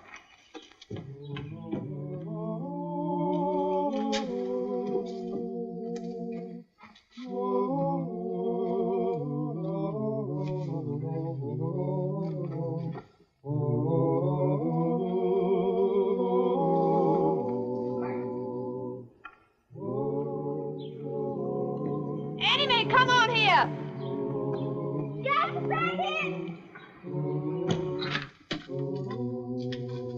You better look out, Mr. Hawes. I just seen Marshal Earp go into the picnic ground.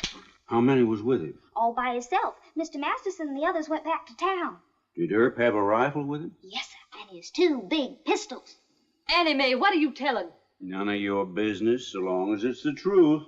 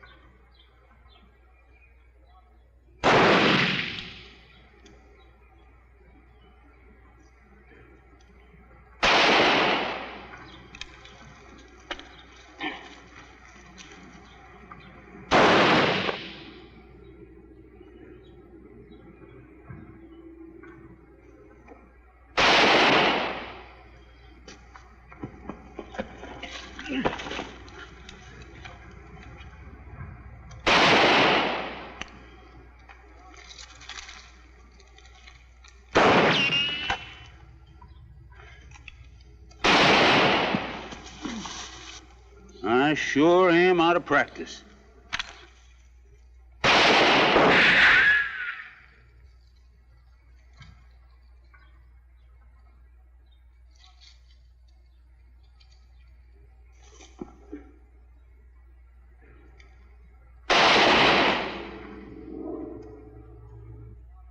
Wyatt, he's down. I think I got him. Stay out of this, Pat!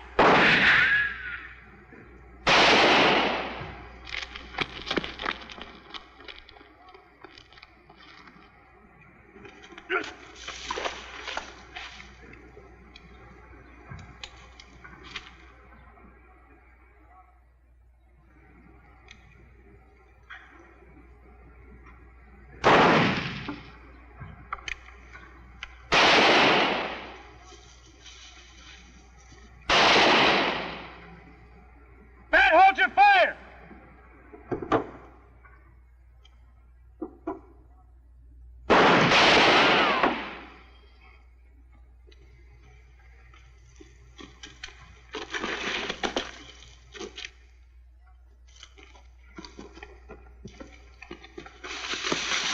He's in the gully now.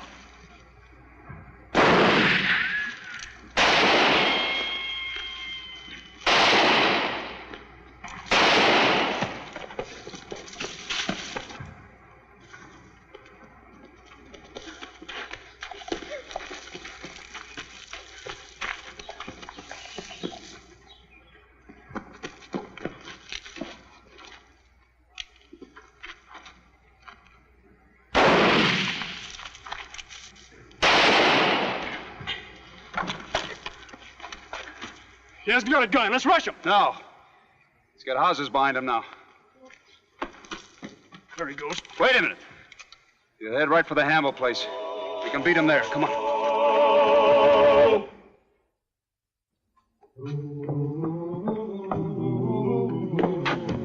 But the shooting's died down, and they must have caught Mr. Hawes. Why do we have to leave? We've been harboring a criminal, and your Uncle George is going to have to fix things. Now, you wait here until I close up the barn.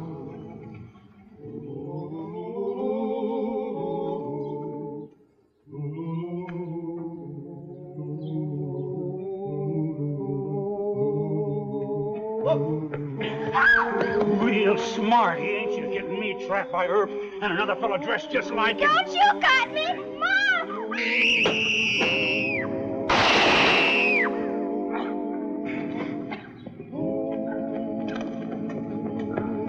Don't kill me. I'm bleeding to death. You'll be all right. Get some towels and some water. Shouldn't we take him over to Doc McCarthy? No. Why? Did you sword me? Sure, I'm Sarge. Look at my hat and coat you're wearing. Next time you horn into one of my gunfights, you wear your own clothes. Yes, sir.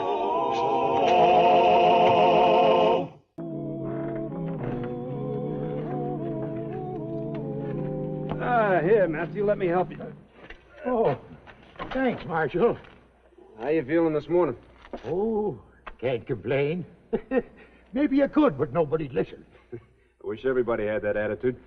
If they did, I wouldn't have to work at all. Good morning to you, Matthew. Morning.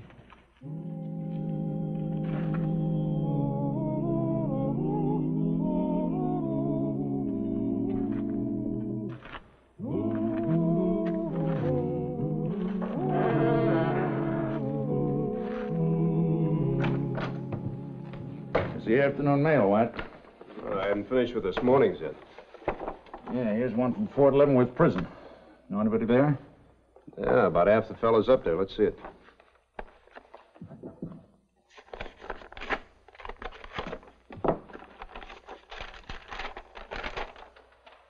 It's from the warden. Says somebody by the name of Colby was discharged from there a couple of days ago. Thought I'd like to know about it. Colby, is that name familiar to you? Fred Colby? Yeah. Yeah, I know him. Went to school with him and his brother. Wonder why the warden would think I'd be interested in knowing about his discharge. Fred was sent to prison about 4 years ago. He confessed to robbing a stagecoach. I don't think he did it. I think he was shielding his kid brother Larry. Larry? Larry Colby. Now, that name's a little more familiar. Yeah, he was killed about 4 months before you arrived here. We never found out who did it. Fred will find out. Yeah, I'm beginning to understand now. Yeah, that's why the warden thought you might be interested. Fred will be coming back here. He'll come back to find out who killed his brother. Well, tell me all you remember about the killing of his brother Larry. Well, not too much, Wyatt. Larry was always the sort of a kid who was in trouble. He was real handy with a gun. He finally got a half interest in the Alamo Saloon. Even going to marry Jake Antrim's daughter, but... Joan Antrim? Yeah. Nobody ever saw him do a day's work. Always had plenty of money. He was a strange sort of a fella.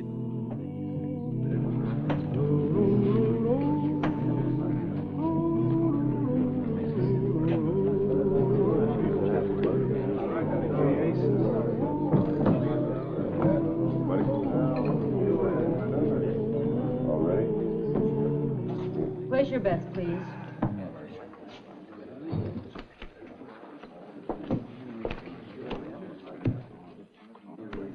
The name of the game, gentlemen.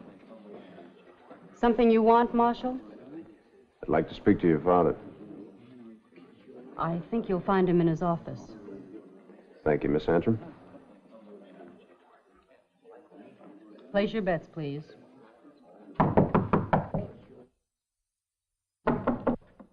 Come in. Oh, Marshal Earp. Well, I presume I won't be needing this. You're a very cautious man. Suspicious would be a better word. What is it you want, Marshal? I'm quite busy. I know. Understand you've been doing a good business. Please state your complaint or whatever it is, sir. Well, I have no complaint, Mr. Antrim. There's no need for you to be unfriendly. It's been my experience that even as the fox is the natural enemy of the rabbit, the law is the natural enemy of the saloon keeper. Well, I don't hold with that, sir, but I've never heard it said any better. Mr. Earp, please state your errand. Very well, sir. Does the name Colby mean anything to you? You know very well that it does, so why ask? Larry Colby was killed before I came to Dodge. I'm just trying to find out all I can about him. Why? Because his brother, Fred Colby, was released from prison, Fort Leavenworth. I see. I'd almost forgotten about the brother. I guess I always knew he would be back one day. Well, why didn't you leave then? You could have done just as well someplace else. Dodge is my home, sir. I was here long before the railroad was. And I have no reason to fear Fred Colby or anyone else. But you do, don't you? Yes. Do you know who killed his brother, Larry? No. From what I've heard, nobody regrets his death much. Least of all me. He forced me into a partnership with him practically at gunpoint. Well, I've also heard that he might have been your son-in-law if he had lived. At least I was spared that. Well, from Fred Colby's viewpoint, it would seem you had a good deal to gain by his brother's death. I realize that. But what are you going to do about it?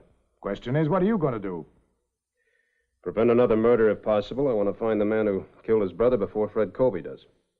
You shouldn't allow him to set foot in this town. Well, you're wrong there, Mr. Antrim. He's entitled to be here as long as he behaves himself. If I knew who killed Larry Colby, I wouldn't tell you. Now, why don't you just leave, Mr. Earp, and let me handle my own affairs? Well, just don't do it by shooting, or you'll be seeing me again. Good evening, Marshal. Good evening, Mr. Antrim. And thank you for your cooperation.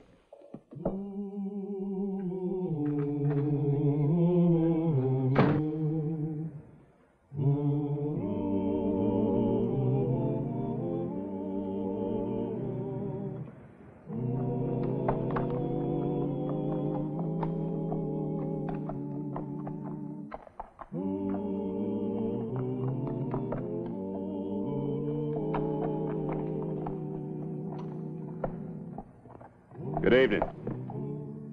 Your name Fred Colby? That's right. I understand you've come here to kill somebody. If what I've heard is true, Mr. Colby, I suggest you turn around. You through talking, Marshal? No. Wearing guns in the street isn't allowed here. I know that. I'm planning to check it the first place I come to.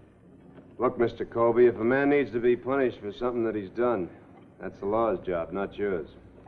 First place you have to prove it, and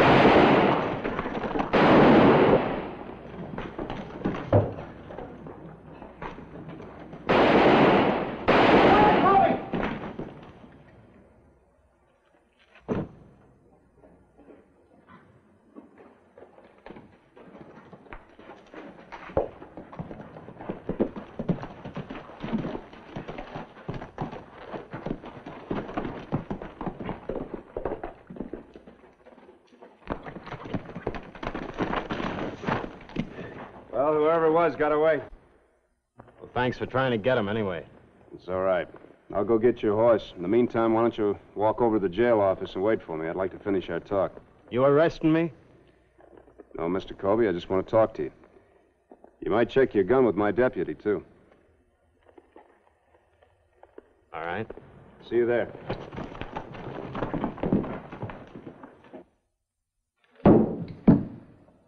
Well, do you have any idea who it was? Seems clear to me. The man who killed my brother is trying to kill me. It's mighty short range to miss with a rifle, if it was a miss. Seems to me like whoever it was just trying to scare you. I doubt it. Good evening, Marshal. Mr. Colby, before you go, I'd like to tell you once more. Don't try and take the law in your own hands.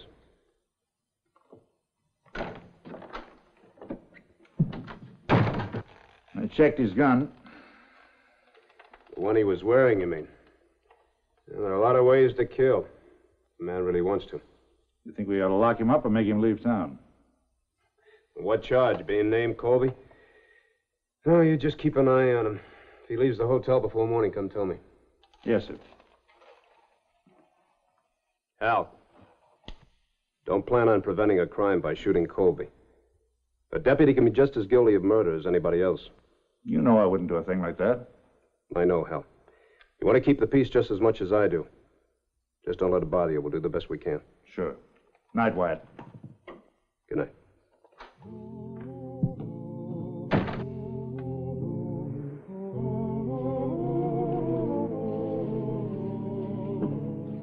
Marshal Earp? Well, good morning, Miss Antrim. Good morning. I'd like to talk to you, if I may. Of course.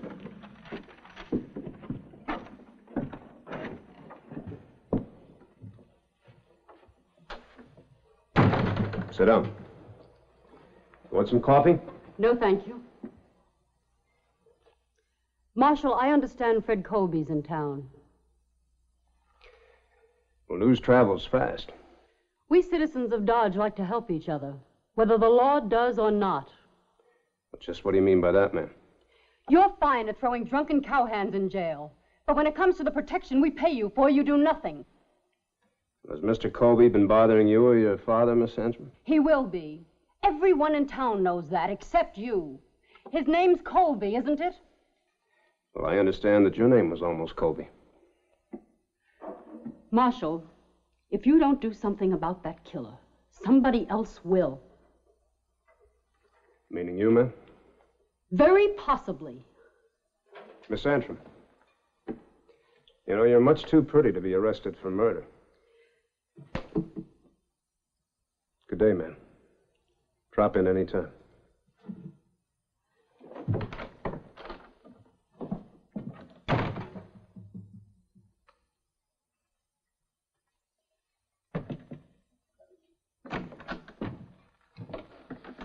Colby just left the cafe down the street. He's headed for the Alamo Saloon. All right. I'll go around back of the saloon. You stay on the street. If there's any shooting, you come on in.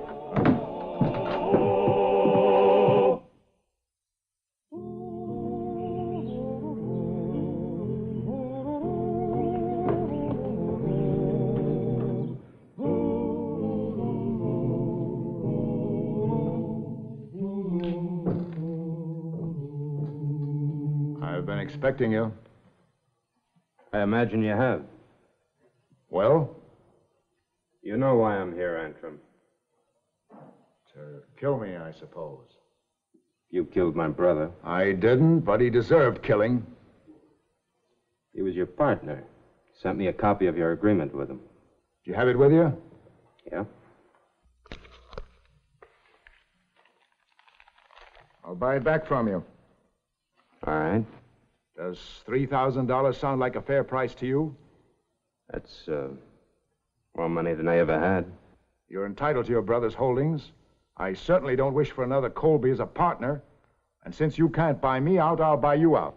You mean buy me off, don't you? Do you want the money or don't you? I'll decide later. In the meantime, I'll do what I came here to do. Find out who killed my brother. You're the man I'm looking for. All the money in the world won't save you. Miss Antrim, you're under arrest for attempted murder. Father!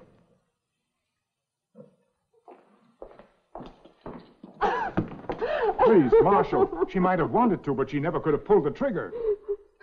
That'll be decided by the judge, Mr. Antrim. Did you really mean to kill me, Joan? Yes, Why? because you're a Colby.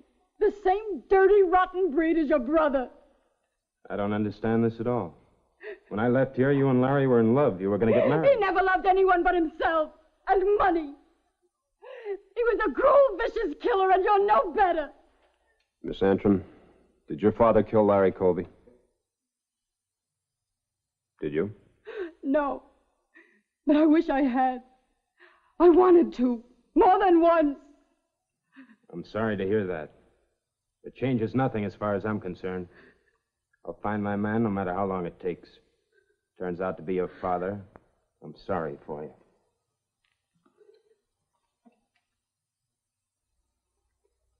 Did you really mean to kill him? I don't know. Would have been quite an accomplishment if you had. It isn't loaded. I'll withdraw the charge of attempted murder. Thank you. Thank you, Marshal.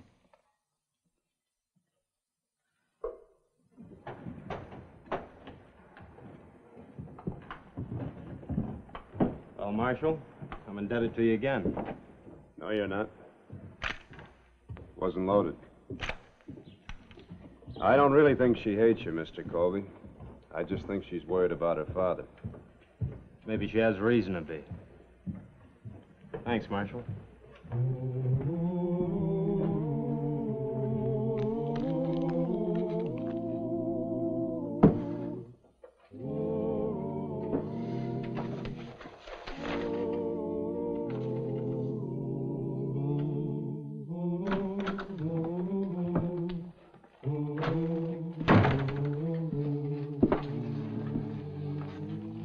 Still working on that 1872 file?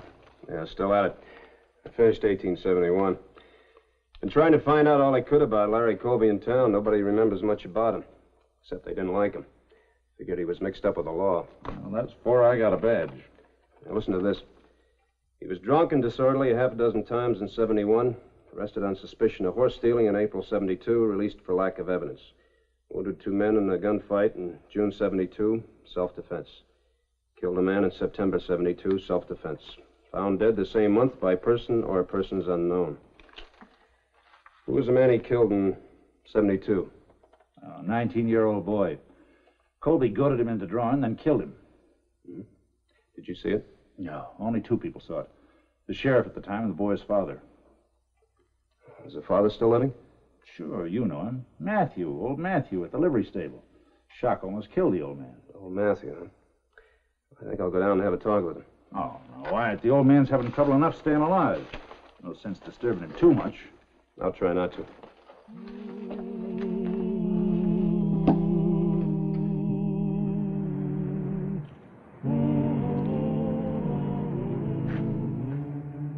Fred Colby, isn't it? Yeah. I'm Pete Burley. Oh, sure. You're a friend of my brother's. His best friend. Did you find out who killed him? I sure tried. But outside of a pretty good hunch, I had nothing to go on. It couldn't have been anybody but Jake Antrim, the way it looked to me. How come you didn't do something about it? Well, Antrim had a lot of friends. I got shot at a couple of times, so the rest of the boys. The gang just sort of broke up without Larry to hold it together. I've been drifting around here ever since. What gang are you talking about, Burley? Didn't Larry ever write to you about us? There were 6 of us all together. We had this town by the tail, let me tell you. Larry was the brains and the fastest gun. He was pretty good with the women, too. You heard about old Antrim's daughter, didn't you? Yeah. I heard she and Larry were going to get married. Ah, Larry wasn't the marrying type, if you know what I mean. He just did that to try and get Antrim to make him a partner.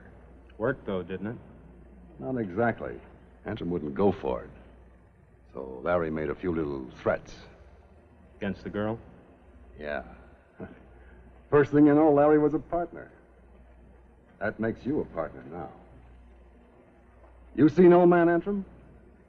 Yeah. How'd he take it? Not good. I didn't figure he would. Fred, I came up here figuring on taking up with you where I left off with Larry. How do you feel about it? Depends on what you mean. Oh, you know? No, I don't.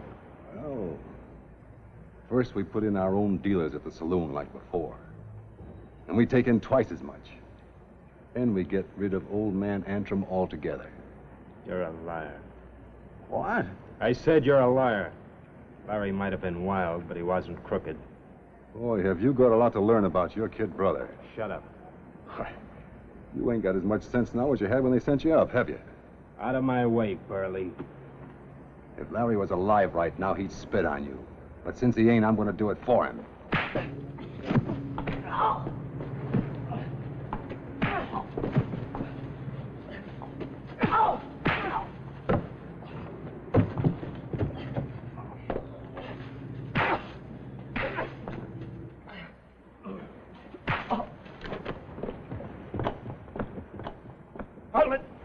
You're under arrest, Colby.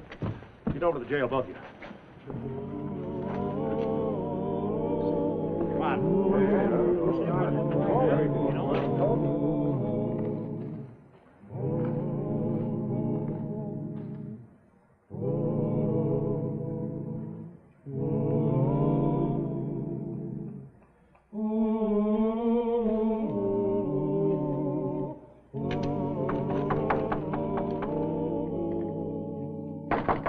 All right. Just a minute. Fine time to wake you, man.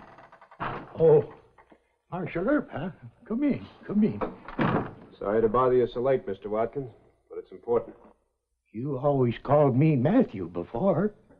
Well, I didn't know your last name until tonight. Oh. You mind if I rest myself while you're talking? Not at all. I get sort of tired nights. I got some chawing tobacco around here someplace. Now let me see. How'd you know I had that gun in there? Well, I've never seen you chew tobacco before, and you're a little old to start. Well, you going to use that? I hope not.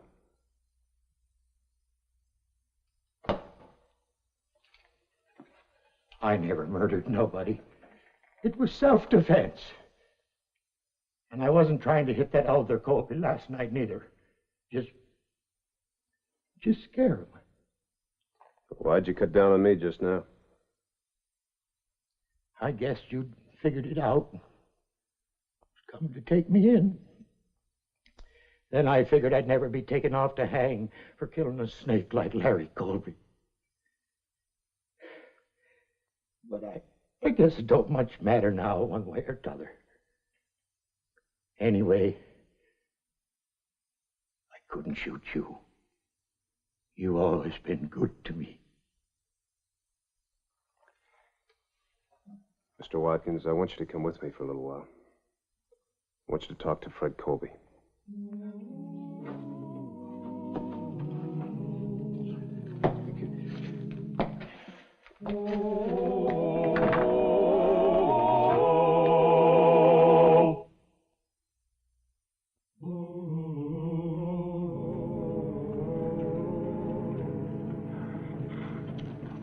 Mr. Colby's horse. It's all saddled up. Looks like he's getting ready to leave town. I was afraid that he was pretty upset last night when old man Watkins told him the truth about his brother.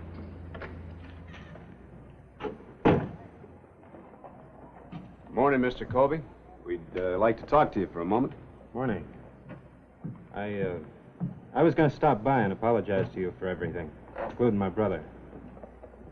Then I figured that the sooner I got out of here, the happier everybody would be. Where are you heading? I don't know. Someplace a good distance from here.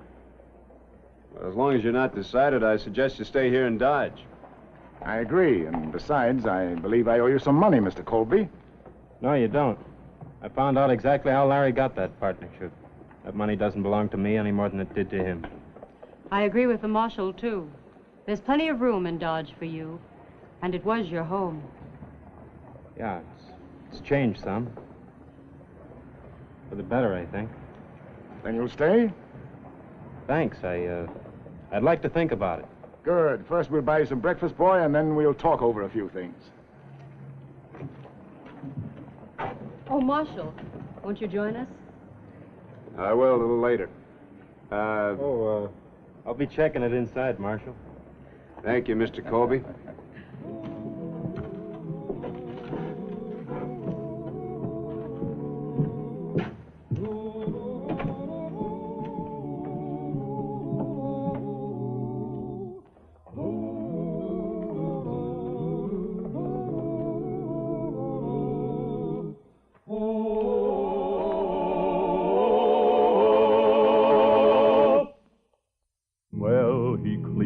The country, the old Wild West country, he made law and order prevail. And none can deny it, the legend of Wyatt forever will live on the trail. Oh, Wyatt Earp, Wyatt